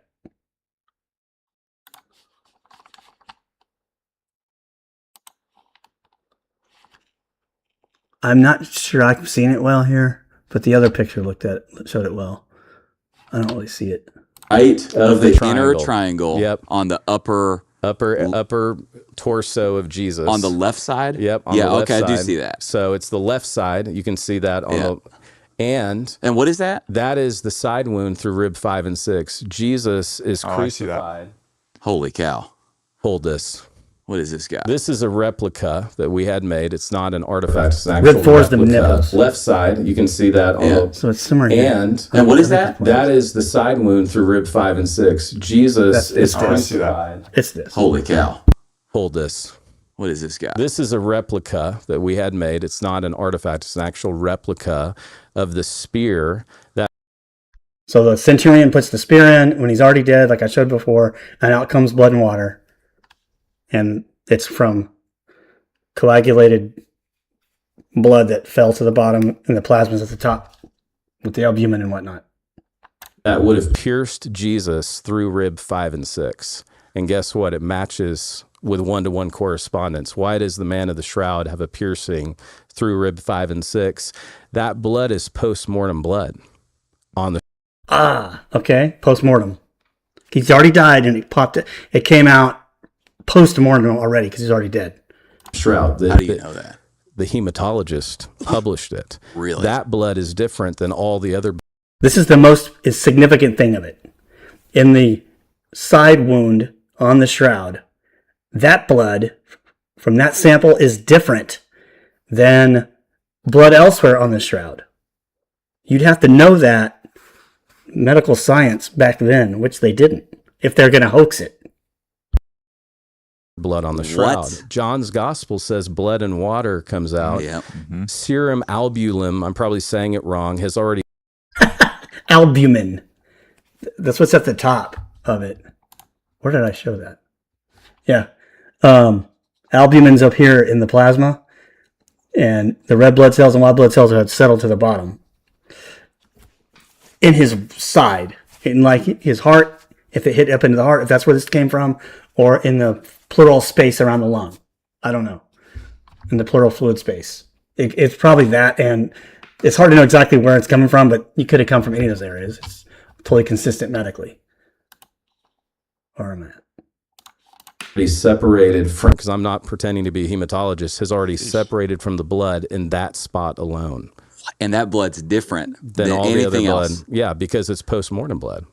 Okay. Jeremiah, So- was it common? I know, obviously, Jesus was stabbed on the side. That was not a common No, practice. normally they Crucifixion broke was their common. legs. So the other blood stains are from bleeding with all the high ferritin and creatinine. from active bleeding. And then they kind of locked in that way when they dried.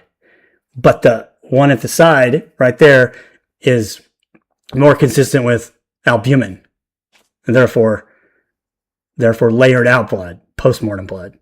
That is incredible. And that's what this goes over, this study. If you want to look it up, New Insights on Blood Evidence from the Turin Shroud, that study goes over like all of it. And it's published in a legit journal, Hematology Case Reports and Reviews. Like this isn't a joke. This is hard to prove as a hoax. It's more likely real. That's right. Okay, so this was unique for Jesus. This is unique for Jesus, which again, you start looking at the probabilities. There's no broken bones on the man of the shroud. And I want to be careful. He has a separated septum. He definitely has a broken nose, but no bones broke. That's just simply like cartilage. So no broken bones on the man of the shroud. Which, by the way, for listeners, that was prophesied. Exactly. Yeah, exactly. That was the prophecy that took place. So let's keep going, you guys. More show and tell. keep Can going. we just keep Wow. this going? These are heavy, by the way. Yes. for What's people. this guy? Hold this. All right. You've got this took my breath away. I think it's John 19:1, but I know it's John 19. And Pilate had Jesus flogged. Pastors, we go right by that verse so quickly, and it's like we didn't even read it. Jesus is flogged with that rawhide. And remember, the Jews had a rule, 40 lashes minus 1. Rome had no such rule.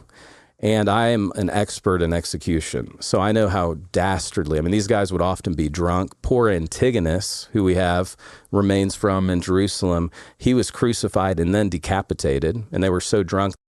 Realize like the 39 lashes is really a Jewish thing, but this isn't. He wasn't lashed by Jews, so that's irrelevant. He's probably lashed a lot more times than 39. They got the chops wrong on his head a few times. So we actually have evidence, and the Bible says that Jesus is flogged, that Pontius Pilate has him flogged. And do you see these barbells? Mm-hmm. We've actually counted up the amount of shredding, the amount of lashes. There's 372 lashes on the man of the shroud. That? Front and back, 372 total. But keep in mind, Pastor Josh, we don't have the side. We don't have the lateral sides. Because when Jesus resurrects, it's an image of the moment he literally passed. We'll get to this through the shroud. We don't have the side angles. And so we can estimate 700 of these hit the man's body. And that's where he loses 1/3 of his blood volume. And I want you to see how short that is in a way. There is a really demonic intimacy to how Jesus is tortured. And we know there were two. There were two. One was hit. The other one was cocking back to fire each time. Then they turn him around. There's gashes. Do you know that what you just said from the shroud or from historical sources? Both. They correspond.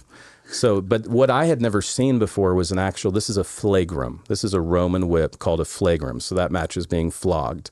And we know that he endures that. Most died. 60% of the criminals just died at that point. So the strength, the man. What I like about Jesus, he's a man's man. He's 5'10" to 5'11", weighs 170 to 180 pounds. This is a very physically fit man. A lot of walk. That's derived from the shroud. He'll dress like some people think they were short, but there was a spectrum still. There was one guy I think they discovered was like over 6 foot. So he could have been 5'10", 5'11".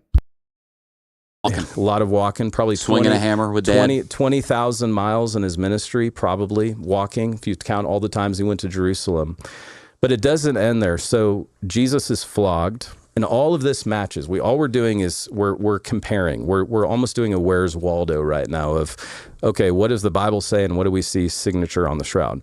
There's another thing that blew my mind. You ready to have your mind blown? I'm ready, man. Max Fry, a criminologist, literally studied all of the pollen on the shroud. Okay, it's pollen season. It's Passover, right? It's Easter time. We all have pollen on our vehicles, especially here in Texas. And he studied the pollen samples. 38 of the 58 pollen spores on the shroud only bloom in Jerusalem in springtime. What? The other 20. Are you kidding me? Dude, truth is stranger than fiction. Okay. So again, you start adding Say that up one more time. 38 of the 58 pollen spores on the shroud that Max Fry, a criminologist, studied, and has a whole respected career as a criminologist, spent 5 years of his life studying the pollen, gave 5 years of his life. They only bloom in springtime in the land of Israel. So if you're a hoaxer, how would you know that? If you're a hoaxer, how would you know type AB blood? How would you would have to torture and crucify a Semitic man and then do it exactly how the Bible says. Then you'd have to rub the shroud through Jerusalem on Easter weekend at the time that all these plants are growing. You're starting to see why the evidence, the most explanatory power shows that it is Jesus's grave clothes. And the other pollens, that study showed that he says 38 out of 58. The others kind of follow the provenance of where it traveled throughout the ancient world by the time it landed in Turin. So, but it's primarily from Jerusalem. We have the moment of resurrection. We actually may have scientific proof of the moment of Jesus' resurrection left on the shroud. Holy cow. Wow. Okay, I got questions. Is there anything else you're like, hey man, I want to call attention to this? We're just getting started here. Okay, you keep going, dude. There's more. Keep going. There's more. Hold this. Oh, Very boy. few people have held this. This is no replica. This we just acquired. And this is an actual first century crucifixion. Now, I'm not saying it's the one used on Jesus. Let me be very clear. But this was used to crucify enemies of Rome, slaves, non-citizens in the Syrian province. Yeah. Do you see how it's bent, Carlos and Josh? Yeah. What I had to learn through research was the nails were far more valuable than the crucified victims. They would use the nails again and again and again. Do you know why it's bent? I'm assuming from multiple use. Multiple use, but not only multiple use. Oftentimes, they would want to minimize movement but maximize torment. And they would adjust the nails of the crucified victims while they were dying and being crucified. Can you imagine the agony? And so over time, this nail has been bent from usage, but also from torturing. And Colossians 2:14, I love this, you guys. Paul says that Jesus took all of our indebtedness. All the debt we could never pay back. And he nailed it to the cross. So we don't bear that shame anymore. Man. I can bring all the faith lessons in with these. And what do we see on the shroud? We see 4 piercings on the shroud, 2 in the wrist, 2 in the heel bones. And that's exactly what you're holding in your hand. So that is a first century crucifixion nail. First century crucifixion nail from Rome. From Jerusalem. From Jerusalem. And it has a square shaft, so without a doubt it's first century. And it matches anyone can look this up. You can pull up the crucified victim called Yehohanan, John, who was crucified under Pontius Pilate. We actually have his heel bone. We have an olive wood, washer. These guys were experts. Yeah, can you imagine? So they'd be through right the there. wrist. And then for anyone out there who's like, well, the Bible says hands, or it's all the same Greek word, forearm, hands. It's just like the NBA. Yeah, literally. If you get them on the wrist, it's a hand. Exactly. It's the same thing. Thank you. Great analogy. So it matches, though, the heel bone crucifixion nail that we have in the Israel Antiquities Museum, 6 inches long. And just imagine that. Jeez. Oh. That's a little overwhelming. I didn't know you had that. And it is overwhelming, and it should be. But guys, we can't stop there. What else do we see on the shroud?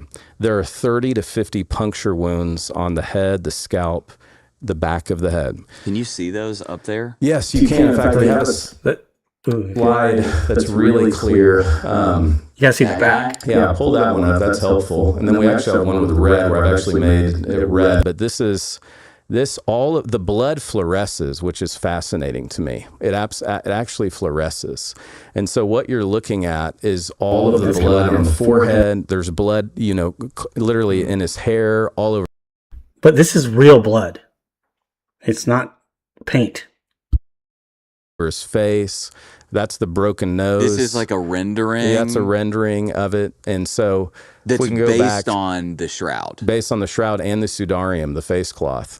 And so the sudarium's, the face cloth is a totally separate thing from the Turin shroud. And they both have the same blood patterns. Exactly. You can put them like over each other. But they have two different provenances. Like they ended up in two different places and never were together. So that's perfect. So that one is amazing to me. Is it all right if I look back here? Of course, dude. Right here. I'm going to invert my phone to show you guys literally this. right there. Yeah. So let me do something right now. And any one of you can do this. If you have an Android, go watch another podcast. But if you have Hey, there's other churches for you. That's right. Lake Point's not one of them. If you have an Android, it's color inversion for Android.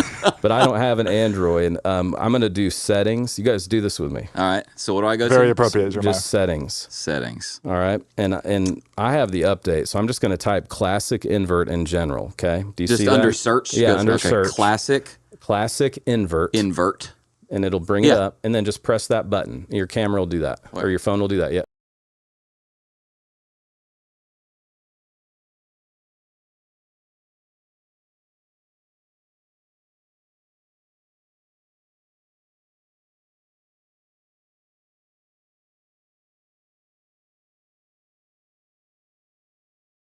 Turn it on. Right there. Classic Turn invert. it on. Okay. Okay. Now open your camera. All right.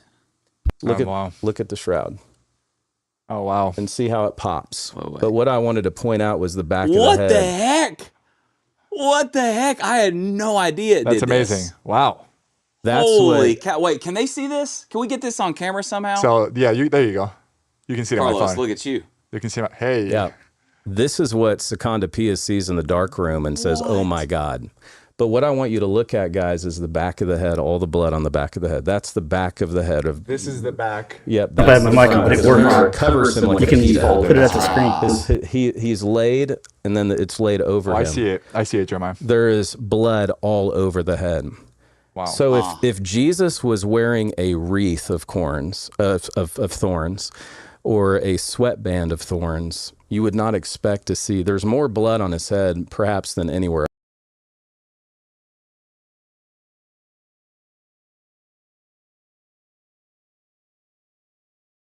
I'm trying to see if I pick it up myself. Where's the head's right here? Oh, yeah. I can see it. Else, which is shocking to me. We think actually when he was flogged, they probably blinded one of his eyes because one of the eyes is literally. I had a dentist email me the other day claiming you can even see his teeth, which is fascinating. I haven't looked into that yet. Somebody probably should. But this is let's follow the chronology since it's Easter weekend. Jesus is brought before Pilate. Pilate has him flogged. That's not enough. And then they fashion a crown of thorns and they put it on his head. Now, I have, again, a PhD in these things, and I have never seen a crown of thorns until 3 years ago in Jerusalem. I brought one to show you guys. Oh, come on. This is a replica. Man. Wow. When I was speaking at the World Economic Forum on the Shroud, I'm not lying. If I'm lying, I'm dying. My lips to God's ears. I'm speaking and I have blood all over my hand. I was wondering why everyone was looking at me. Well, the replica I have had pierced my hand. Really? Yeah. So, I mean, this is just a replica. Wow. Wow. Okay. Oh, it looks heavy. That is a helmet of thorns, friends. Huh. This is what, so That is what they would have fashioned, and that is 30 to 50 puncture marks that we see on the crucified man of the shroud, and that's how he received those. They would have fashioned that and rammed it on his head and then brought him before the crowd, and that's where Pontius Pilate, in Latin, we would have heard "Ecce homo," behold the man. Mm-hmm. And if I'm really being honest, all of us would have yelled, "Crucify him," at that point. No one would be saved this man. We would be in that crowd yelling, "Crucify this man." Jeremiah, is there any other historical source that portrays the crown of thorns like this? Because I know historically, people picture more like a wreath. And that all wreath. comes out of Yeah. medieval Christian art, like the I've never seen effeminate this before. Jesus, the gay. Yeah, so why would if a guy in the medieval times is faking it, why would he put blood on the back of his head in a spot where it wouldn't match with a wreath? looking Jesus, the Jesus with no beard, that all comes out of medieval Christian art, not a Jewish man who was killed like we see in the Shroud, which we'll look at some images in a minute. But here's the faith lesson. All of us wonder sometimes if God really loves us. And we can get so desensitized to the cross. Mm-hmm. Romans 5:8 is what the Holy Spirit, when I saw this for the first time, but God demonstrated his love for you and me. And it's in the continuous. It's one of the two places in the New Testament God keeps demonstrating his love for us, and that when we were sinners, he sent his best to die for us. Here's what I would say too. Some people wonder, why would Jesus wear a crown of thorns? They want to humiliate the man. He's claiming to be king of the Jews. They will humiliate him in every way. Genesis also says that when Adam and Eve disobeyed God, a curse fell on humanity, and because of our sin, creation was filled with thorns and thistles. That's Genesis 3. And then so thorns became a sign of judgment. And so at the cross, what we see is that judgment was carried literally on Jesus's head. And what that means is at the cross, our curse became Jesus's crown. And so he willingly took the thorns on him. I just want to say, like in the Garden of Eden, there wouldn't have been thorns and thistles, but outside of it there would. They got kicked out, now they got to deal with them. They were already there, outside of the Garden of Eden. But yes, the point is still the same. Him, when I'm seeing this, man, I'm just reminded that what the curse broke, Jesus can restore. Come on, man. Well, at the cross, he does that. And I'm thinking of the fact I have 4 sons, and I wouldn't give my 4 sons for anyone. And God knows me like no one else. He knows what a sinner I am. And he sent his best for me. He didn't send his worst. That's right. He sent his best. And so anytime I doubt if God loves me today, I think of these thorns, and God is demonstrating it even now while people are watching this podcast. Wow. That's why people need to share this with somebody who's hurting right now. Wow. All right, keep going. keep walking us through this, guy. This is a lot to take in, man. It's a lot. It's a lot to take in. So so then Jesus is crucified. He can't make it to the cross, as we know. So he's brutalized so bad. And one thing, I love The Passion of the Christ, the film, but one thing it gets wrong is they show Jesus carrying the entire cross. Yeah. There's no way any man could carry that. So he just carries what's called the patibulum, the cross beam. And the crazy thing is, beyond the abrasion, beyond the lashes on the back, we actually have a diagonal top right to left abrasions from him. Top of the right shoulder, down to the left, literally the same abrasion marks from him carrying his cross. That's visible on the shroud. Wow. Yes.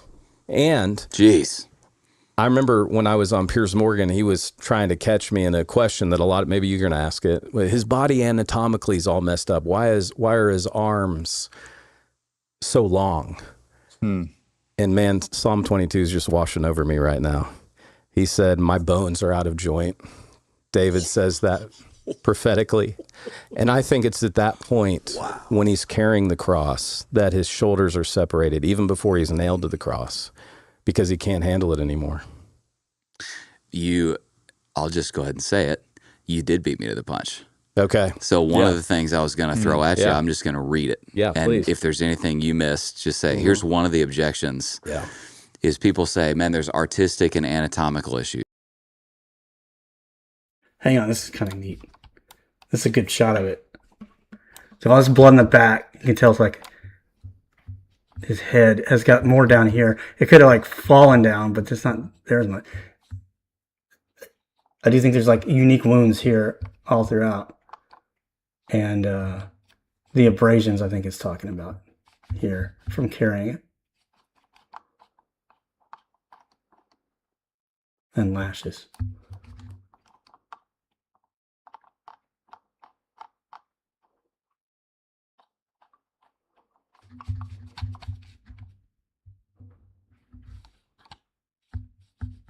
Where is it? I'm going to read it. Okay. The image reflects characteristics more consistent with an artistic creation than a real burial imprint. It doesn't look like like a man wrapped in cloth would actually look. And the guy has really long arms, fingers, especially his right arm and hand. Yeah. And it's they literally you're looking at, he does. I agree. Yeah. It's because his shoulders have been pulled out of joint. And what you're saying separated. Is, hey, I agree. We have Bible verses for that. Absolutely. My bones are out of joint. Wow. Psalm 22. Wow. And okay. I gave my back to those. Literally, we see here in Isaiah. And then it doesn't stop there, because this is why what you're doing this weekend at Lake Point, everyone needs to be here. We can get so desensitized to Easter. And I want to show you something else. Not only would we have yelled, crucify him, I'm convinced too many believers are way too desensitized to what Jesus, the price he paid.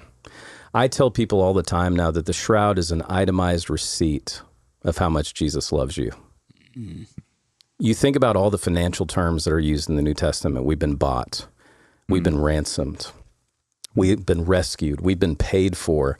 What is the last thing Jesus says, a CPA term, tetelestai, paid in full? That was literally a term of, it was a receipt had been given. And let me tell you, I'm bringing the receipts on the broadcast today, because come on, man. I want you to hold this. Okay. I don't know what this is. Look closely and tell me if they resemble. These look like little dice for a game. That's exactly what you're holding. And those are not replicas. Those are actual Roman dice made of bone. Made of bone? Bone, not human bone, animal bones. And notice you can even see the numbers. They're from Jerusalem in the 1st century. I'm not saying these are the actual dice that were used, but Isaiah 53 and other passages said they divided, they cast lots, they gambled for my clothing. And that is exactly what you're holding. You are holding Roman dice from Jerusalem. I just got these in the 1st century.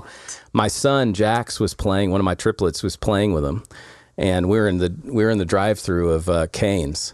And he's like, Dad, these stink. I was like, son, they're 2,000 years old. They're made from bone. That's a dead thing. Yeah, it's like, yes, they do stink. And Matthew's all 4 Gospels tell us that while the author of life is dying right in front of them, they're too busy gambling for his clothes. Wow. So let's make sure that our hearts are not desensitized to the cross. Wow. All right. Jeremiah, one more thing, because hold on, I got to go back to this one if that's okay. Yeah, please. Mr. Josh. So, because you mentioned, because everybody thinks this is like really long. Yeah. It would imply that you said there were 2 guards hitting Jesus. Yes. It would imply that every single time that the guards were hitting Jesus in the back, or I'm assuming anywhere. Everywhere. They would be sprinkling off the blood on his enemies. Him. Yes, it would have splashed all over him. And so, man, just if you... 1 Peter chapter 1, verse 2 says, according to the foreknowledge of God the Father in the sanctification of the Spirit, for obedience to Jesus Christ and for the sprinkling with his blood, may grace and peace be multiplied to you. It's as if, man, Jesus' enemies are hitting Jesus, and yet the response of Jesus in return is his blood sprinkling over them. In the same way, the Bible says that you and I were enemies of God, and because of Christ, we've been reconciled because of the sprinkling of his blood over us. Man, that's a picture of what happens with us. Wow. At the cross. Wow. At the cross. Hallelujah. Wow. Okay. So you want to keep going here? I want to answer. There was another part of your question that I need to crush real quick. What was the other part of your question? So anatomical, and then the image reflects characteristics more consistent with an artistic creation than a real burial imprint. I have to kill this for a minute. So in 1978, 33 scientists, STURP, Shroud of Turin Research Project, get permission, not from the Catholic Church, because the Catholic Church did not have ownership of the shroud until the 1980s. That was something I had to get through. I thought this was some Catholic relic for 2,000 years. And I get an allergic reaction to Catholic relics. We're Protestants. We're out on Catholic relics. I got 13,000 negative comments for saying that on Tucker, so I'm ready for all of them. So I do. Because I'm a historian. Yeah. I saw the 3 wise men in the cathedral at Cologne. Give me, or the Thomas's pinky. No. This is an artifact because we can actually study it and test it with the sciences. So the STURP team took several years to publish their findings. And what did they prove? This is the first time I've used the word prove. Science proved there is no pigment, there is no dye, there is no paint, there is no color, and they were inconclusive about how there is an image in the shroud. Okay, so actually, I want to get to this. So tell me, all right, that's the question. Yeah, so if it's a hoax, you just got to explain it, how the image got there. That would then prove it's a hoax or not. Well, I don't think anybody has ever given a good explanation. The other thing, I don't know if he ever says it here, but the actual image is like very, very thin. So paint would like seep through all the way. And a lot of the different mechanisms they would use would seep through and look different, even like etchings. So it doesn't have any evidence of that. It just looks like it's burned in, is the thing. But even a burn would eat up a lot of it. So it looks like it's hit with a bunch of radiation. So if it's not dye, or what's your pigment theory paint. on how did the image even get on this shroud? This is where I got Shroud red pilled. This is where I became a Shroudie. Let's go. Come on. Well, hey, Live Free Nation, Easter at Lake Point is coming, and we would love to, and we will see you there. The best scientists in the world, and let me be clear, I've met with many of these scientists. I'm talking about weapons scientists. I'm talking about rocket scientists. I met one when we were doing our tour event in Southern California from the Jet Propulsion Lab. He's like, oh yeah, everything you said is accurate. He was working on the Mars project. And these are scientists, Eric Jumper, John Jackson, physicists who are at Los Alamos Sandia Laboratories. They work on atom bombs. They get the weekend with the Shroud. And they prove that there's literally no paint, no dye, no brush marks. They cannot understand how there is an image in the Shroud. The best scientists in the world cannot explain it. So I fly to Turin, Italy, and I meet with a guy named Paulo De Lazzaro. He is a physicist, and he works at Enea Laboratories. Anyone can look this up. He spends another 5 years of his life studying how do you change, with no pigment, paint, dye, or brush marks, how do you change a made of flax, essentially, a linen shroud? So they literally grew a shroud, and they beamed their laser for 5 years at it, and they were finally able to basically change the coloring of and to leave a mark with that, because otherwise you would scorch it. If it's too hot, it's too powerful to just burn it up, right? They were able to basically change the size of a postage stamp, not 14 feet behind us. And he publishes, and this went viral when I posted it on my social, 34 billion watts of energy traveling at 1/40th of a billionth of a second to leave an image on the Shroud, is what Paulo De Lazzaro said. Light. So we're talking about energy, cold. Okay, so that implies, I think my cat, I have her in here with me. I think she's walking around. But that implies like serious radiation that hit it, because it's a laser. The laser reproduced it, is the point, with a strong, very, very short beam of a huge energy for a very, very short amount of time to keep from burning it up, and to leave that little thin layer of image to match what they see. That's pretty significant. Cold energy. And this is the moment of resurrection. So the Shroud is not a death cloth, it's a resurrection cloth. Wow. So I'm meeting with Paulo, and I'm like, so are you saying it's Jesus? He's like, well, of course. 34 billion watts of energy traveling at 1/40th of a billionth of a second. Reminds me of all these passages. Because think about it, Jesus, every time he manifests himself in the New Testament, he manifests himself as brilliant light. The new heaven and the new earth someday will have no need for the sun. That's significant. I just want Mark to point that out 9. for listeners. Yeah. Trace that real quick. Okay, Because throughout- you got transfiguration. His face was changed, became like lightning. Mark Obviously, 9. Yep. You got Revelation. Yep. Same But thing. you have Paul, and I have filmed on Roman roads at noonday, okay, and in the land of Israel, curbed, their first century roads. It's hot, I'm sweating. Paul says that he has an experience of seeing the resurrected Christ, and if you follow the book of Acts, he says it was brighter than the noonday sun. Is anyone getting chills yet? So what we have in this residue, what we have is this signature on the Shroud of the moment of Jesus' resurrection that is so powerful, it literally left a selfie mark on it. Gracious. This is Jesus's selfie. Wow. So the theory is that in At the that same moment. in the same way that at the transfiguration, hey, Yep. his face Boom. became like lightning.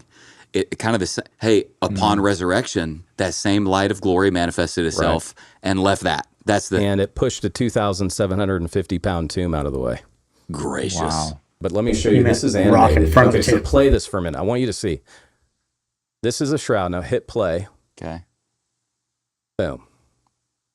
Wow. So that that's is what happened. That's slow motion. So Jesus didn't like stand up like Lazarus and take his grave clothes off. His body emanated at the moment of resurrection through the shroud. There's like a theological principle there. I don't know how he's making that determination, but it would make sense theologically. Is that Lazarus was just a reanimated body? It wasn't the true resurrection. Resurrection means a brand new body, like a resurrected body.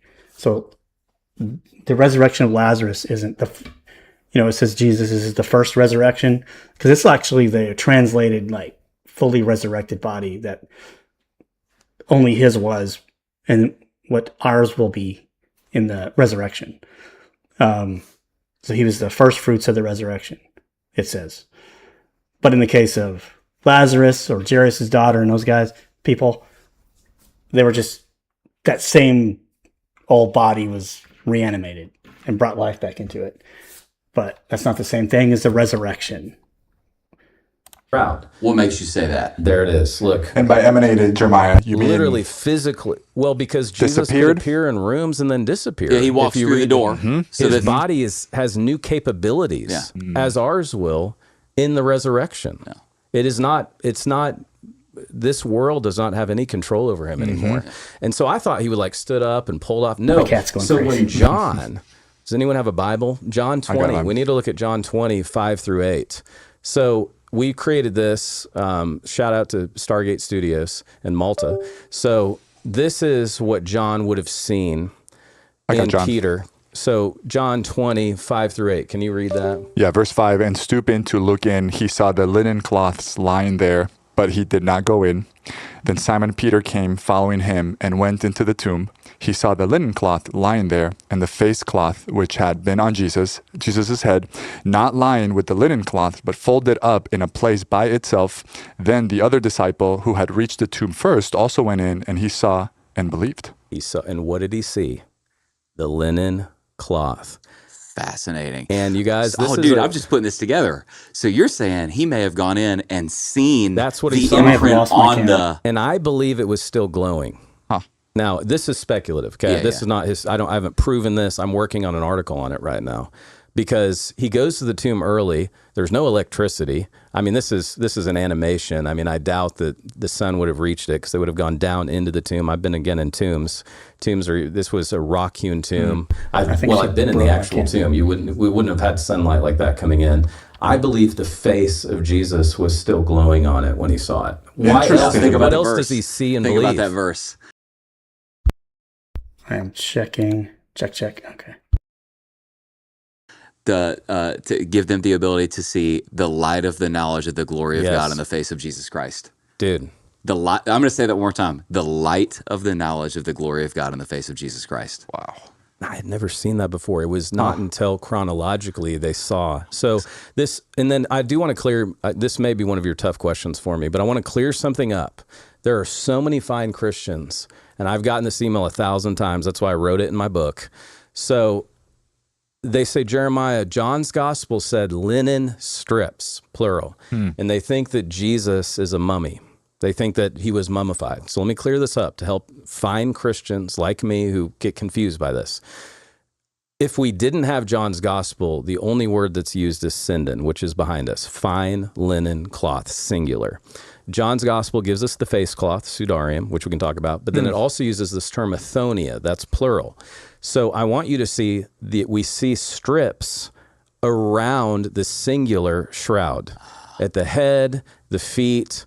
I was leading a tour recently with a bunch of college kids, and they all take pictures of themselves asleep, with their mouth open, and then post them at each other and bully each other and all that. So they actually would do that. There's a jaw band. They just to dignify the body. So when you're dead, you're not like, they would actually, so Athonia would have been probably there as well. That's where the strips. Yes, that's where the strips come from. So we're not doing anything unbiblical here. We're actually exegeting the scriptures. Wow. We're letting scripture interpret scripture. The four gospels. So the answer is yes to all four gospels, and that's what he would have seen, which is so helpful. Okay, so like I was looking at this book. By the way, this is great. Thank you. Okay, first of all, for listeners, title of the book is The Jesus Discoveries, 10 Historic Finds That Bring Us Face to Face with Jesus.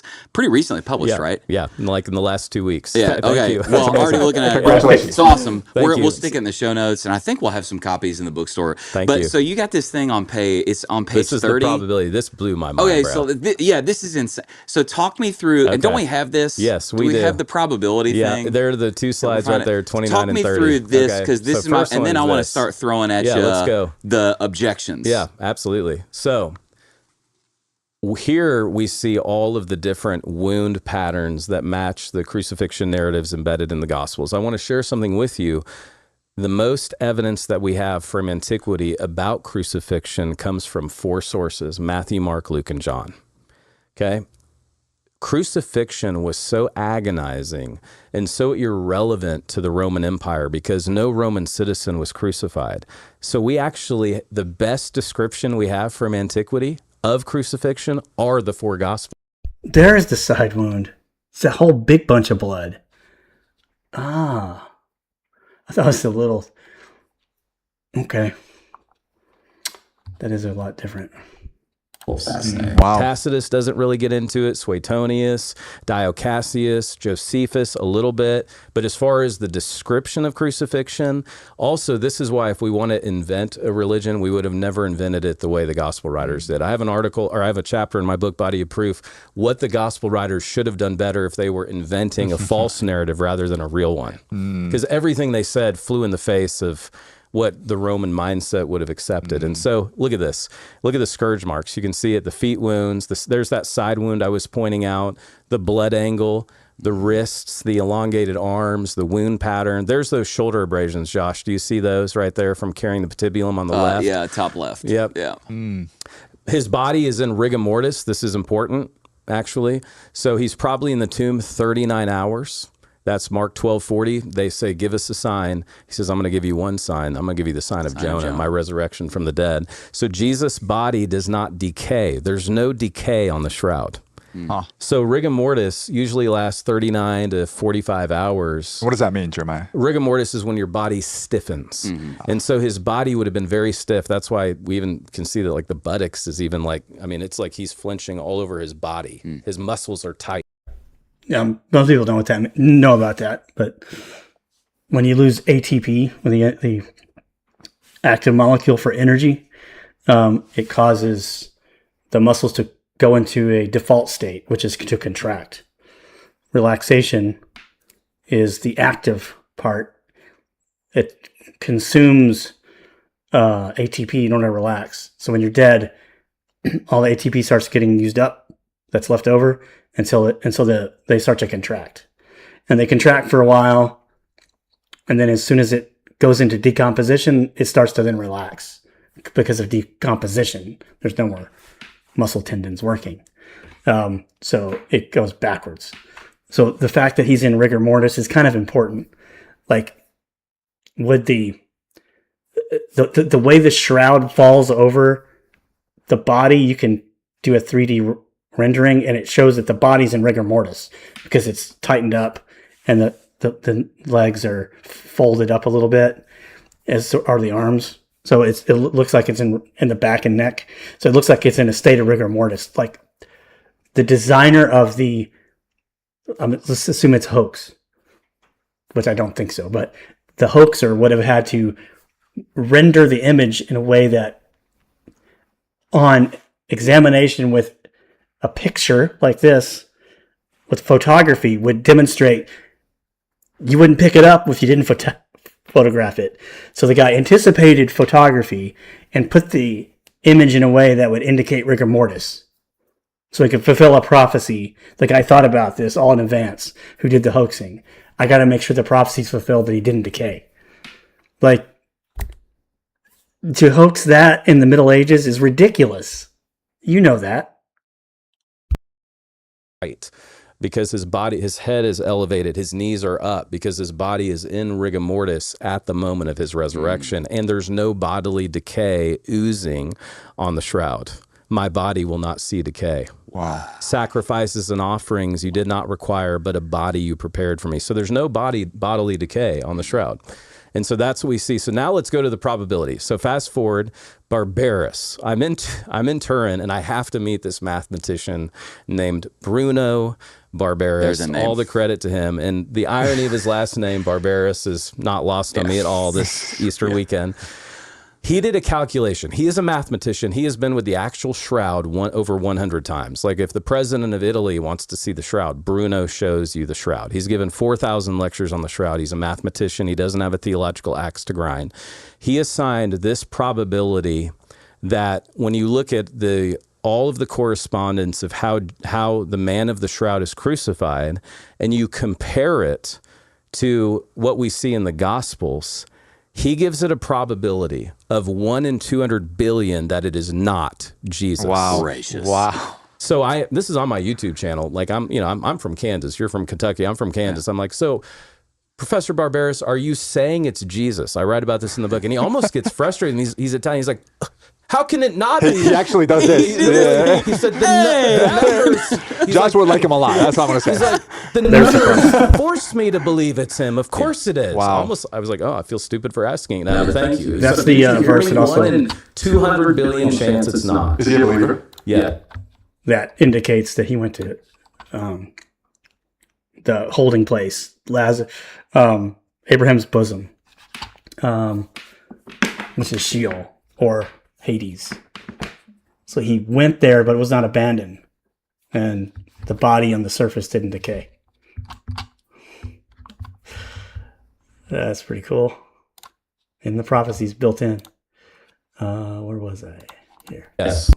A devout believer. Because he's a rational man, right? A rational man. That's and right. so that's why I said at the beginning, I believe the Shroud is authentically the Shroud of Jesus, because I'm not irrational. I know a lot more about the Shroud than I do how my car will work to drive me home today. And I have no problem getting in the car and driving home. I have no clue how the air conditioning works, the transmission. I know some of our audience does, but I know a lot more about the Shroud. All right, go back to this real quick. Yeah. Now, is there anything that you want to point out here? Can I ask a question? Go right ahead. All right. Oh. So, like, okay, but what about this?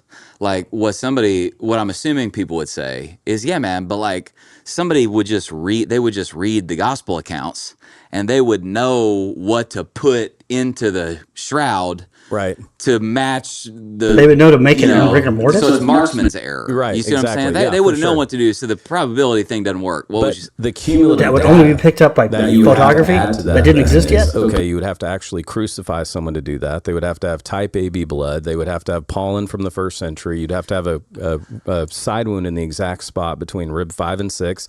Another thing that people would definitely get wrong if you're a hoaxer is you would have made Jesus much shorter. Because people often say, oh, people were only about 5'1". The women were like 4'11". We actually have people crucified taller than Jesus in Jerusalem from the reign of Pontius Pilate, the tomb of Yehohanan. I think he was 6'11", something like that, 6'6" to 6'11". So the fact that Jesus is 5'10" to 5'11", according to this, you wouldn't have made that up. You wouldn't have known that. You would have actually guessed wrongly. So again, all of the cumulative data is easy to respond to that and just say, well, no, actually, and again, no one else crucified their victims this way. You would have probably been more influenced by the fact that there would be no crucifixion, there would be no crown of thorns. His legs would have been broken. It would not have lined out this and way. I'm a dumb Kentucky kid, but I'm even thinking here for a second. All right, so like, if the theory the skeptics have is this thing was created in like the 1300s. 1260 to 1390 based on carbon dating. Okay, I'll get to that in a second. I'll get to that in a second. You're beating me to the punch here. So, and what you said is if somebody had done that, then they would have based all of this on medieval art. And to your point earlier, all medieval art, for instance, with the crown of thorns. Yes. All medieval art makes it like a wreath. And through the palms. Yep. Yeah, that's right. All of that. And that's right. But on the Shroud, it's a helmet. So there's things like that. It's like, man, and he has a long beard. He has long hair. He has a beard that's been plucked in the front. Okay. So don't you have something about the face? Yes. Okay. So these are all what we call the icons. These are all, and that's just a fancy word for paintings of Jesus that are very old. The Christ Pantocrator one in the top right corner is the most famous. That's at St. Catherine's Monastery. That dates to the mid-6th century, so 550, something like that. Top right. Top right of what we're looking at. So all of these look the same to me. They all, and there's over 200, by the way. I couldn't fit them all on one slide, but what is the source material that all these people are using for the shroud or for the face of Jesus? Let's pull it up now, bro. How would they know? They didn't see it, of course, like that, but that image is still fairly noticeable on the shroud, not in X-ray. But in X-ray, you wouldn't expect it to show up at all. So that implies like a special image that wouldn't just be paint, nor is it found to be paint when they examined it. They had to have source material before the 6th century, and they all match this. And dude, I've got some more show and tell. Now, this is super crazy what I have right now. Okay. This you have to go over to the Hagia Sophia in Istanbul to see, but mine's better than the one they have there. Come on, man. I've got a Roman solidus in my hand. It's solid gold. It's from the late 7th century. What? I want you to look at the face. That is... Holy cow. What does that look like? It looks like Bring that. it back. Yeah. Looks just like that. So... Wait, is there a way for me to hold this up to the camera somehow? There you go. Can they zoom? It looks Y'all like can't zoom, it looks can like you? an iPod. Well, Like old the school features. iPod. Well, the good news is there's pictures of it in there my you go. book. Yeah, so, we'll show as well in All right, post here. good. Yeah, we'll show this. So, Trinity will help us out here. This is a true story. I had just acquired a bronze coin. This is a hilarious story. Do I have time to tell it? Yeah. I just acquired a bronze coin of Herod the Great. And all the coins in Jesus' age, this is important for people that love the Bible, they're in the genitive. It's Heradu Basileu of Herod the Great. The coin's likeness, it literally belonged to them. So there's a whole faith lesson in there when Jesus said, whose image is this? Give to Caesar what Caesar, but give God your life because my image is on you. But that's a different story. So I want to show this friend of mine, Bob Chitwood. Shout out to Bob Chitwood, who helps me all over the world. And I said, meet me on Wednesday night at church at Prestonwood, and I'm going to show you my coin. He's like, okay, well, I got something to show you too. I was like, all right. And so we meet in the pew, and he's like, during COVID, I got into buying gold. And he said, I have this coin, and I want you to just look at it and tell me what you think. And he hands me, dude, the Justinian Roman solidus that has a strike on it that it's almost mint condition, which is why I said it's better than the one at the Hagia Sophia. He handed you that. He hands me this. Okay. I said, Bob, look at what you're looking at. He said, what? I said, what does that look like? He said, well, that looks like the shroud. I've never seen that. I've never noticed that before. I said, dude, this is a Roman solidus of Justinian that Alan Wagner, a professor at Duke University, pointed out that there are 200 points of correspondence between this coin and the face of the man in the shroud. What? Far beyond what's acceptable in a court of law. So what's the theory on how that happened? The theory, well, first off, that's in the 600s. It's the first coin with Jesus on it. There's a whole thing in there. He's battling the caliphate, which is Islam is killing all the Christians they can.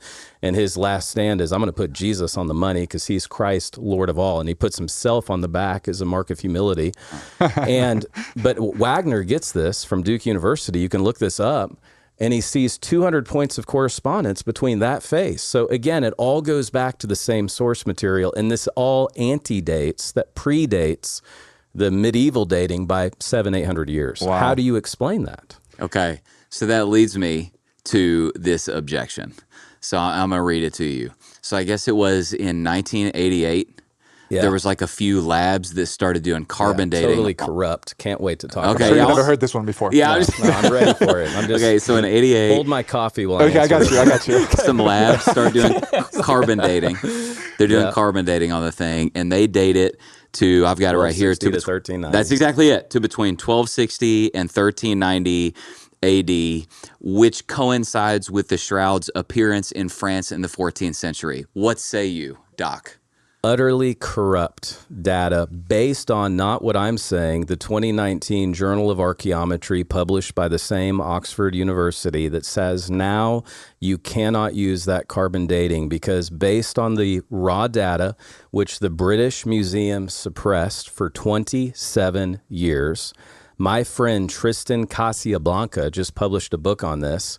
He did the he's a Frenchman. He did the equivalent of and we just spoke at the International Shroud Conference together. He did the equivalent of what we call in America like a Freedom of Information Act. Took years, got the raw data finally, of what they actually tested on the shroud. And they tested the one corner that all the scientists from 1978 said, don't test this. Don't test the corner. It's been patched. You're going to find cotton fibers, like, because even this shroud, I don't know if you notice, we have gaff tape on the corners. It's already falling apart on the ends. And this is a replica. So obviously the church is smart enough to know, hey, this thing's kind of fraying on the edge, so we're going to patch it with cottons, which anyone can see under a microscope, but the rest is fine linen. So they supposedly take the top left piece. They tested the cottons. That's stupid. And they tested 7 labs are supposed to test it. Only 3 do, Oxford, Zurich, and Arizona. One guy is awarded a $5 million endowed share. You can look this up for yourself after he writes it on the chalkboard and sits there like this, 1260 to 1390. The corrupt British Museum that I've been in 1,000 times suppresses the raw data for 27 years. So according to my buddy Tristan, what they found and what the Journal of Archaeometry points out in 2019 is the sample that they tested is not homogeneous with the shroud itself. They may not have even tested the shroud. What? Yeah, they didn't. They tested the patch. So, point is, that is not accurate. It's not relevant data. That's probably when they patched it, probably between 1260 and 1390, whatever it said. And they can also, very interesting that this information is coming out just now, within the past 5-6 years, and looked at over and over again, like on papers like this, as just like, it's a sign of our times, last ditch efforts to get people to believe who, we live in a time where we kind of need a little bit of help. So God's given a little bit of help. Because it's a corrupted piece. Or if they did, it's one of those without ruining pieces. faith. It's not just going to go all the way. So if we were to stack up all the evidence against the shroud, the only evidence that I ever hear is this carbon dating. And maybe I'll hear new stuff today with these questions. But you cannot use that. That is not acceptable anymore. You need to update your research. When did that change, Jeremiah? 2019, the Journal of Archaeometry. And then with this Freedom of Information Act, where now we can actually see that the samples they used are not homogeneous with the shroud. And then there's new testing happening in 2024, 2025. Well, and then that's the other, I get into the 5 ways in my book that the shroud has also been dated. The Institute of Crystallography, this has been crazy to learn all this, y'all. Wide angle X-ray scattering, Waxus dating. Remember how I said that we have lots of other shrouds from the land of Israel? Has compared the date of a shroud, without a doubt, dated to the AD 70s, with the Shroud of Turin. So we have a shroud from Masada, and then we have the Shroud of Turin. They have both been getting old together at the same time. They can tell the degradation on the shroud, that it's been getting old based on Waxus dating for 2,000 years. Wow. So it's been getting older for a lot longer than 700 years. Wow.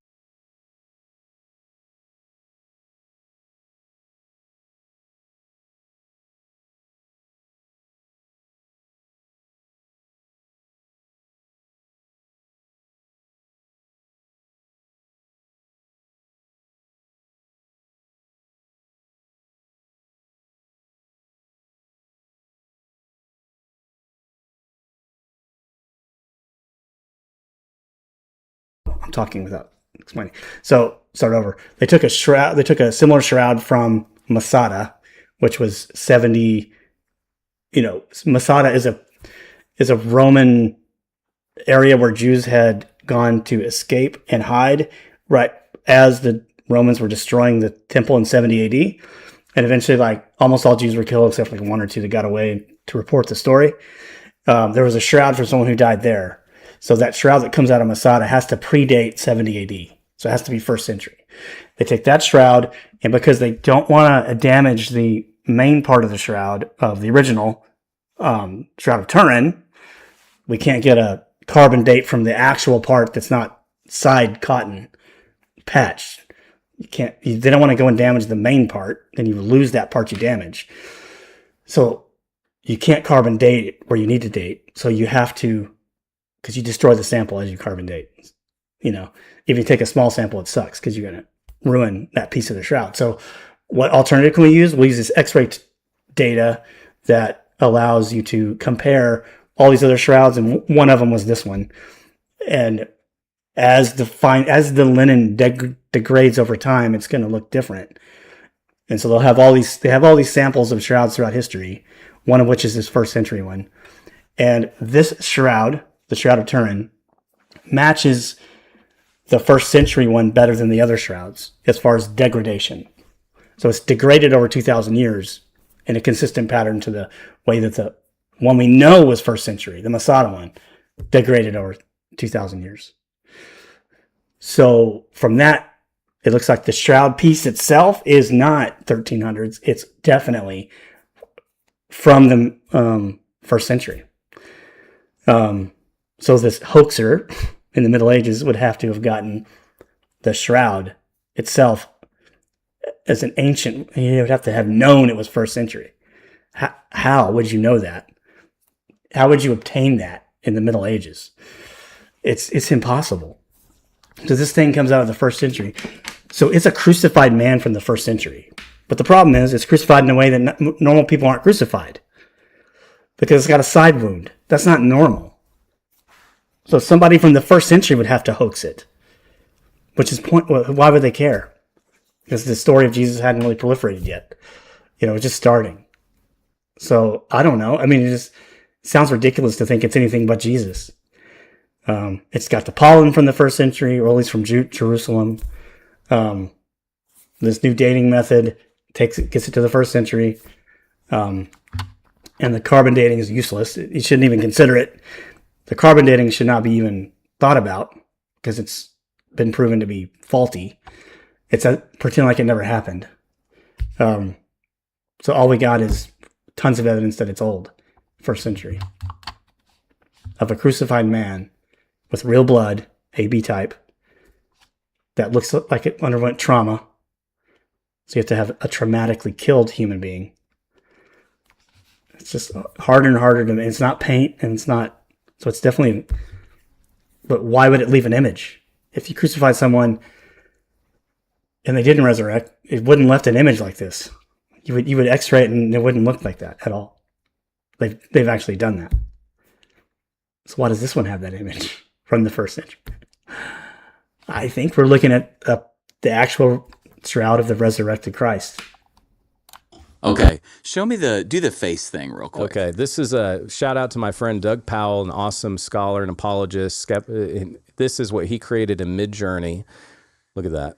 So this is based on the shroud All imprint. he did. And like Jesus may have looked like that. Absolutely he did. He's an olive-skinned Jewish man, long beard, long hair. Don't read the Corinthians passage about short hair. Oh, dang, you beat me to it. That's where I was going. Okay, like, don't read that at me. Don't eisegete that at me. No Jewish man had short hair. And didn't have a little beard. And this is cool, the way Doug did this. Well, I still want to ask about it, but go ahead. He inserted just two things into Midjourney: the image of the shroud and then the Christ Pantocrator icon. Just those two things. And I give more of this on my Instagram, the whole story of it. And that's what becomes the cover of my book. Holy cow. Because I think it's so striking to see that's likely what Jesus's resurrection face looked like. Okay, so I am going to read the first Corinthians. No, please do. Okay. So that was one of my questions. Let's do heresy together, take it out of context. So two biblical objections to this. Number one, Dr. Johnston, doesn't this violate the second commandment against having images? Hold my coffee again, Carl. I gotcha. Okay, that's number one. Okay. Number two, what about 1 Corinthians 11:14, where Paul says, does not even nature itself A graven image, which is a created image. This is an artifact from a resurrection. No one engraved it. That's the answer. teach you that if a man has long hair, it's a shame to him? So, Dr. Johnston, obviously, Jesus wouldn't have had long hair. Paul's writing to Corinthians who are Greek. So in that culture, it was effeminate to have long hair. Not in the Jewish culture. He's talking to a different group of people. Principle of Scripture. You always look at the audience, who they're writing to, so you don't think there's contradiction. It's relative to the cultures. Two completely different cultures, Corinthian versus Hebrew. And God wouldn't. First century Hebrew. have preserved a quote unquote graven image. Right. Now, thank you for these great questions. So I asked Barry Schwartz the same thing. And again, I want to appeal to him because he gave the TED Talk on the Shroud, and then he later published an awesome journal article. I was the editor of a journal called The City when I was a professor at Houston Baptist University, and I asked him to answer the 5 top objections, and I summarized that and give him all the credit in my book. And I said, isn't this a graven image? The second commandment, just for the benefit of our audience, says you will have no other gods. You're not going to worship a tree god or anything you made. And Barry said, and this is a Jewish man, Barry said, that's so easy to answer. The shroud is not man-made, so it's not a graven image. It's the moment of resurrection. Yeah. No, that's what I said. No man made the shroud. And by the way, I've had the shroud, literally this replica, all over the world with me. I think we put 125,000 people through our exhibits last year. I've never seen one person worship it. I've never seen one person pray to it. Now, can I tell you this? I got on my knees. That's the other thing. And the image has to be prayed to and like worshipped as the image. No one does that with this thing. If you do, then it's the heart of the matter that's screwed up, not the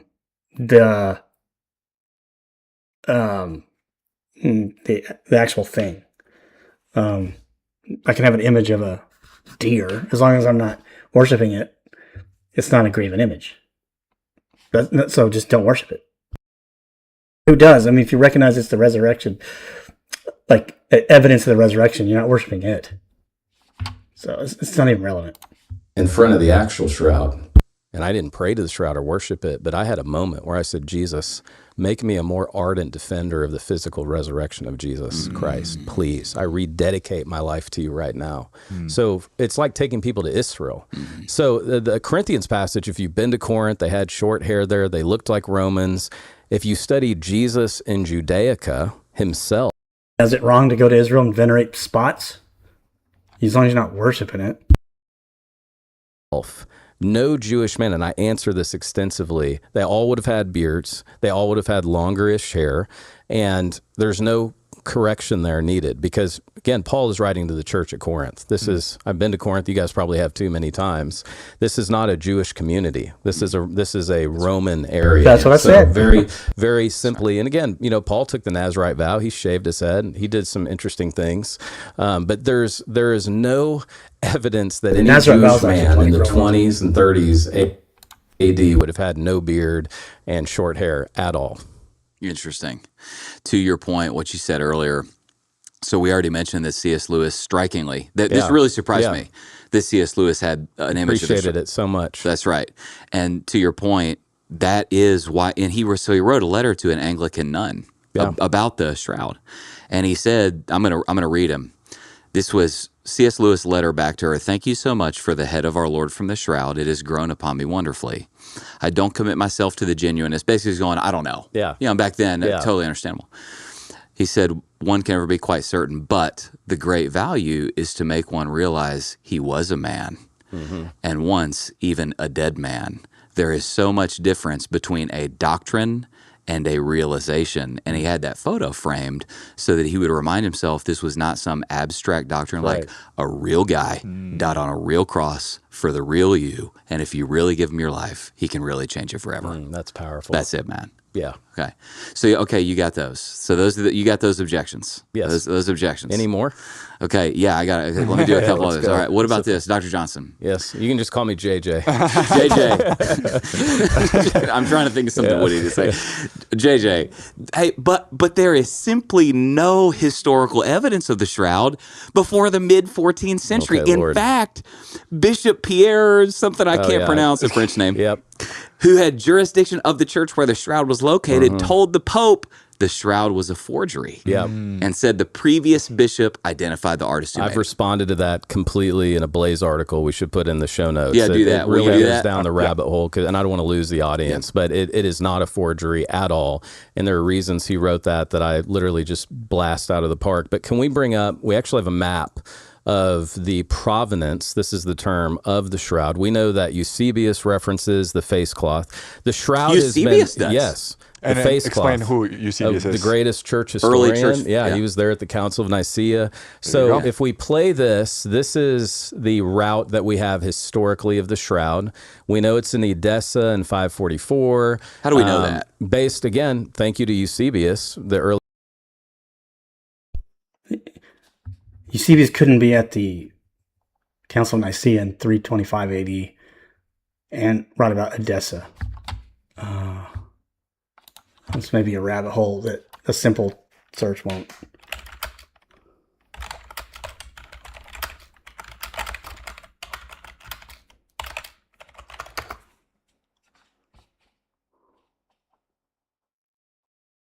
Oh, here we go.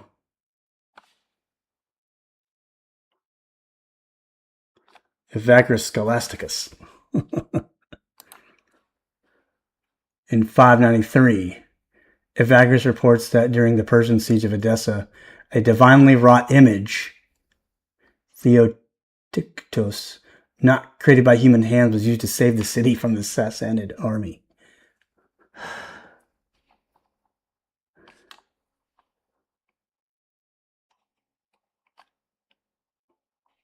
Opponents of the theory that the Shroud of Turin is the same as the image of Edessa argue that the image in the wall was the shroud, folded in such a way that only the face was visible.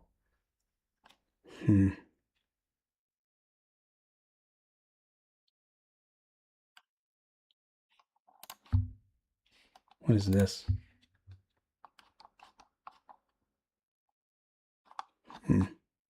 It's stuff like that. It's writings of early church people, but it's not Eusebius. For Edessa. Let me look it up, though.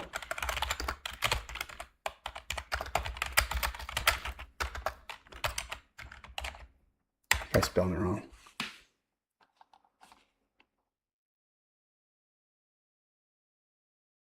Of course, he wouldn't call it the Sudarium. It was later called that. Later in time, but he's referring to the same thing. He records a key narrative regarding a cloth in Edessa. So it was there back then. Okay, he does talk about the cloth being in Edessa, and then that other guy said it was there. However, he records a key narrative regarding a cloth in Edessa that is often linked to the early history of the image of Jesus.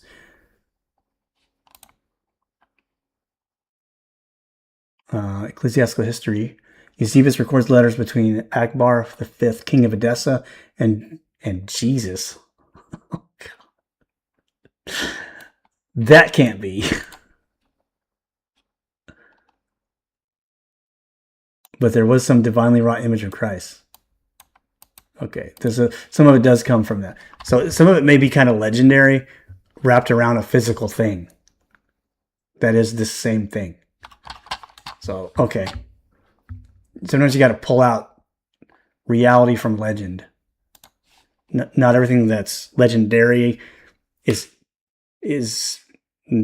true, but it's maybe based in a reality of something that was there, and stories grew up around it.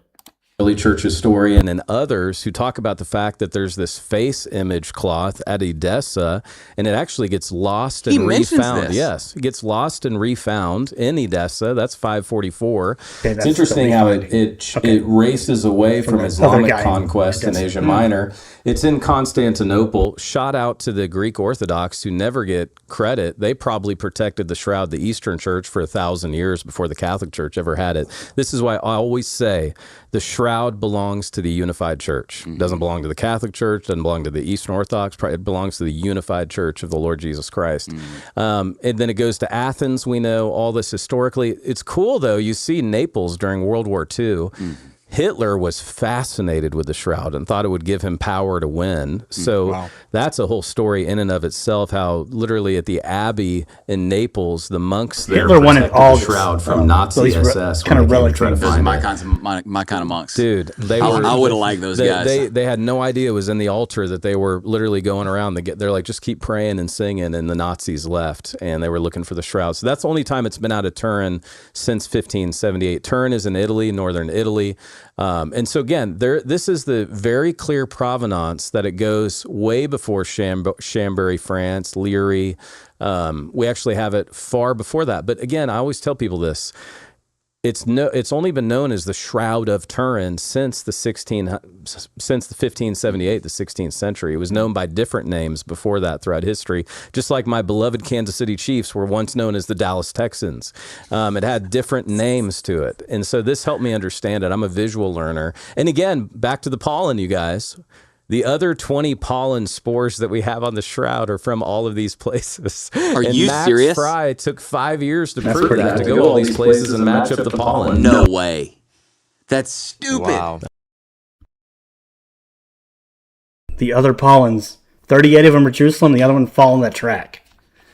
I know. Wow. That's incredible. So basically you're saying, hey man, this is just a lie. Yeah. It's simply a lie that there's no historical evidence of it before the 1400s. Yeah, just get infected with a little history and it's easily answered. That's fascinating. That's crazy. Yeah.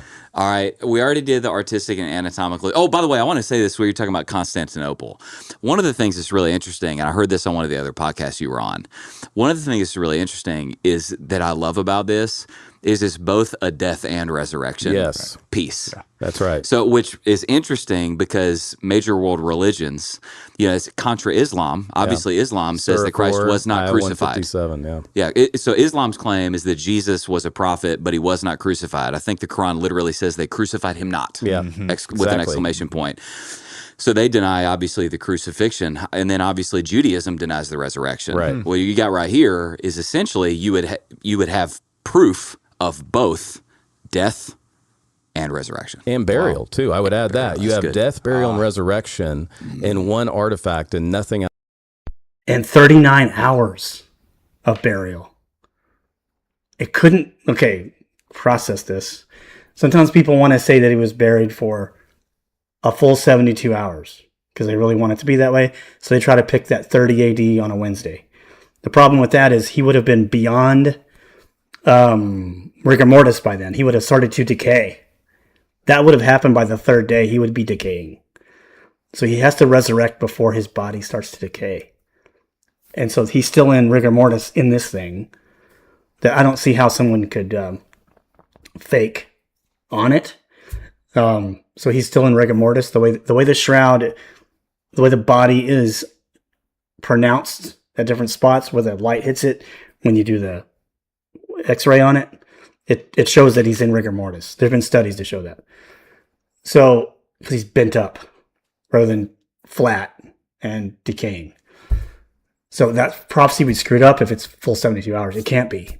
It's got to be the idiomatic interpretation where he went into the grave by just before he dies around 3 p.m. I think it's like the 9th hour. So it's 3 p.m. And then he's got to be in the grave until like the first thing Sunday morning and then get him out. And that's like within the 39 to 45 hour range, which is when rigor mortis starts to break down. That's important. Outside the Bible does that, except the shroud. That addresses the atheists. There's an atheist claim there that the body could have been stolen. Right. Yeah. Nope. Not with Jewish burial traditions, not in non-war time. Absolutely not. So. All right, what about this, Doc? JJ. What about this, Doc JJ? Yeah. Okay. But JJ, the shroud fits perfectly into a period when relics were widely produced and circulated. Why should I believe this is any more authentic than pieces of the, quote, true cross? Yeah. Or many other holy objects. Now, first of all, me and Carlos were doing a little research before this, and we found some old Martin Luther quotes about relics that are too funny not to read. They're amazing. So I'm going to read these, and then you can respond to the objections. So, by the way. Don't get offended, though. No, he's not going to get offended. I'm not a Catholic. I'm kidding. This is Team Protestant all the way right here. So first of all, for anybody that doesn't know, Martin Luther obviously kind of kicked off the Protestant Reformation, 1500s, was ardently, passionately against relics. Mm-hmm. So I'm going to read some amazing Martin Luther quotes. Yeah.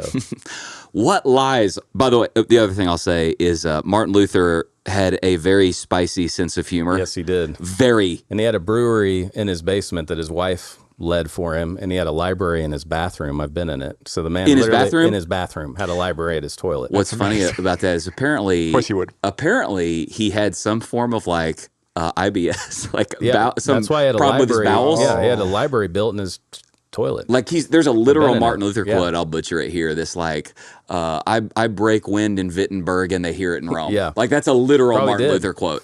So here's some Martin Luther quotes for you. What lies are there about relics? That's a real quote, by the way. Look that up. no, Will you it look is. that up? That's hilarious. I didn't know. What lies are there about relics? One claims to have a feather from the wing of the angel Gabriel. Yep. And the Bishop of Mainz has a flame from Moses' Gabriel burning has bush. wings. How does it happen? This is amazing. How does it happen that 18 apostles are buried in Germany when Christ only had 12? I'll give you another one. Here's another one. These are funny. If all the so he's mocking the Catholic Church is what he's doing. If all the pieces of the true cross were collected together, they would fill a whole ship. Yep. Yet the forest. gospel testifies there was only one cross, one last one. There are enough nails from the Holy Cross. So, by the way, for listeners, if you didn't know this, little church history, especially in the early medieval period, tons of Catholic churches would claim to have some relic that dated to the actual events. And so he's saying is they were just making up tons of them. So here's another one. There are enough nails from the Holy Cross in various parts of the world to shoe a whole team of horses. Right. So JJ, Yeah. it seems like, man, this just arose right in that period when all these relics were happening. And man, aren't we Protestants? We're against relics. But it didn't rise because it's dating way before that. So it's not a relic made up in the Middle Ages like those were. It's a whole separate thing. We are. Absolutely. There's 20,000 relics and they have different degrees. Knowles and I were just talking about this last week. And here's the interesting thing about the shroud. It's not a relic. It's an artifact because it can be tested with the sciences. And there's one other artifact that the Catholic Church has, the Sudarium of Oviedo, which we have an entire chapter that Doug Powell contributed to my book. That's the face cloth, the Sudarium that also has type AB blood on it. It matches. No image, but it matches blood type, which is fascinating. We can jump down to that, but I want to answer. Again, that's a rare blood type to be on both and to matching the images. This. Martin Luther is in a time where to be a priest, these men were utterly corrupt. Don't think like your modern pastor today, good man, living moral lives, 1 Timothy 3, Titus 1 commitments. No, these guys were some of the most corrupt people that you could meet. John Tetzel is popular at this time, who said famously, every time a coin in the coffer rings, a soul from purgatory springs. I've been to the home of John Tetzel. And so the relics, it's interesting, Frederick the Wise protects, I don't want to geek out on the Reformation, but Frederick the Wise is the protector of Martin Luther. And he's the one who actually has Luther abducted, so he's not burned at the stake, and then protects him at the Wartburg Castle where I've been. And it was interesting, by the end of Martin Luther's discipleship and Frederick the Wise's life, he had actually put away all the relics he owned because he was growing in his love for God's word. So just a little side off there. So I agree that I'm not here to defend Catholic relics of any kind, and especially how they were misused and abused to give people absolution and salvation and pay for forgiveness and pray for the dead, and all anti-biblical. But again, I've realized the shroud isn't a relic. It's an artifact. It's been tested by the sciences. And that's the what difference. You're saying is, man, honestly, it's just not true that the evidence points to it arising in the medieval period during this era of relics. Exactly. You're saying, bro, that's just not what the evidence says. And I'm not the only one. I mean, there is a growing number of biblical scholars and archaeologists that feel the same way that I do based on the evidence. Let me ask you two quick final questions here. All right, so let's say someday it comes out that, man, actually it was a hoax. Yep. All right, someday somebody finds an old journal from... Yeah, I saw this last part. He's kind of done talking about the evidence for it. So I'll probably kind of leave it there. That's why I'm really convinced that this thing is really the image of Christ. I think it's an end time revelation as part of just God's grace to try to give people a little bit something to hang on to without most will understand you don't worship this thing. But I do think it's the real image of the resurrection. So this paper, it's probably worth looking at. I think all the details are here that we kind of talked about. If you look it up, this paper kind of goes over all that. Especially the blood. The blood stuff really appeals to me because I find it fascinating and too hard to hoax. So I think I'm gonna leave it there because it's late, and then I'll do prophecy stuff tomorrow or the next day. So one of these nights, I'm gonna go back to that. All right. Peace out.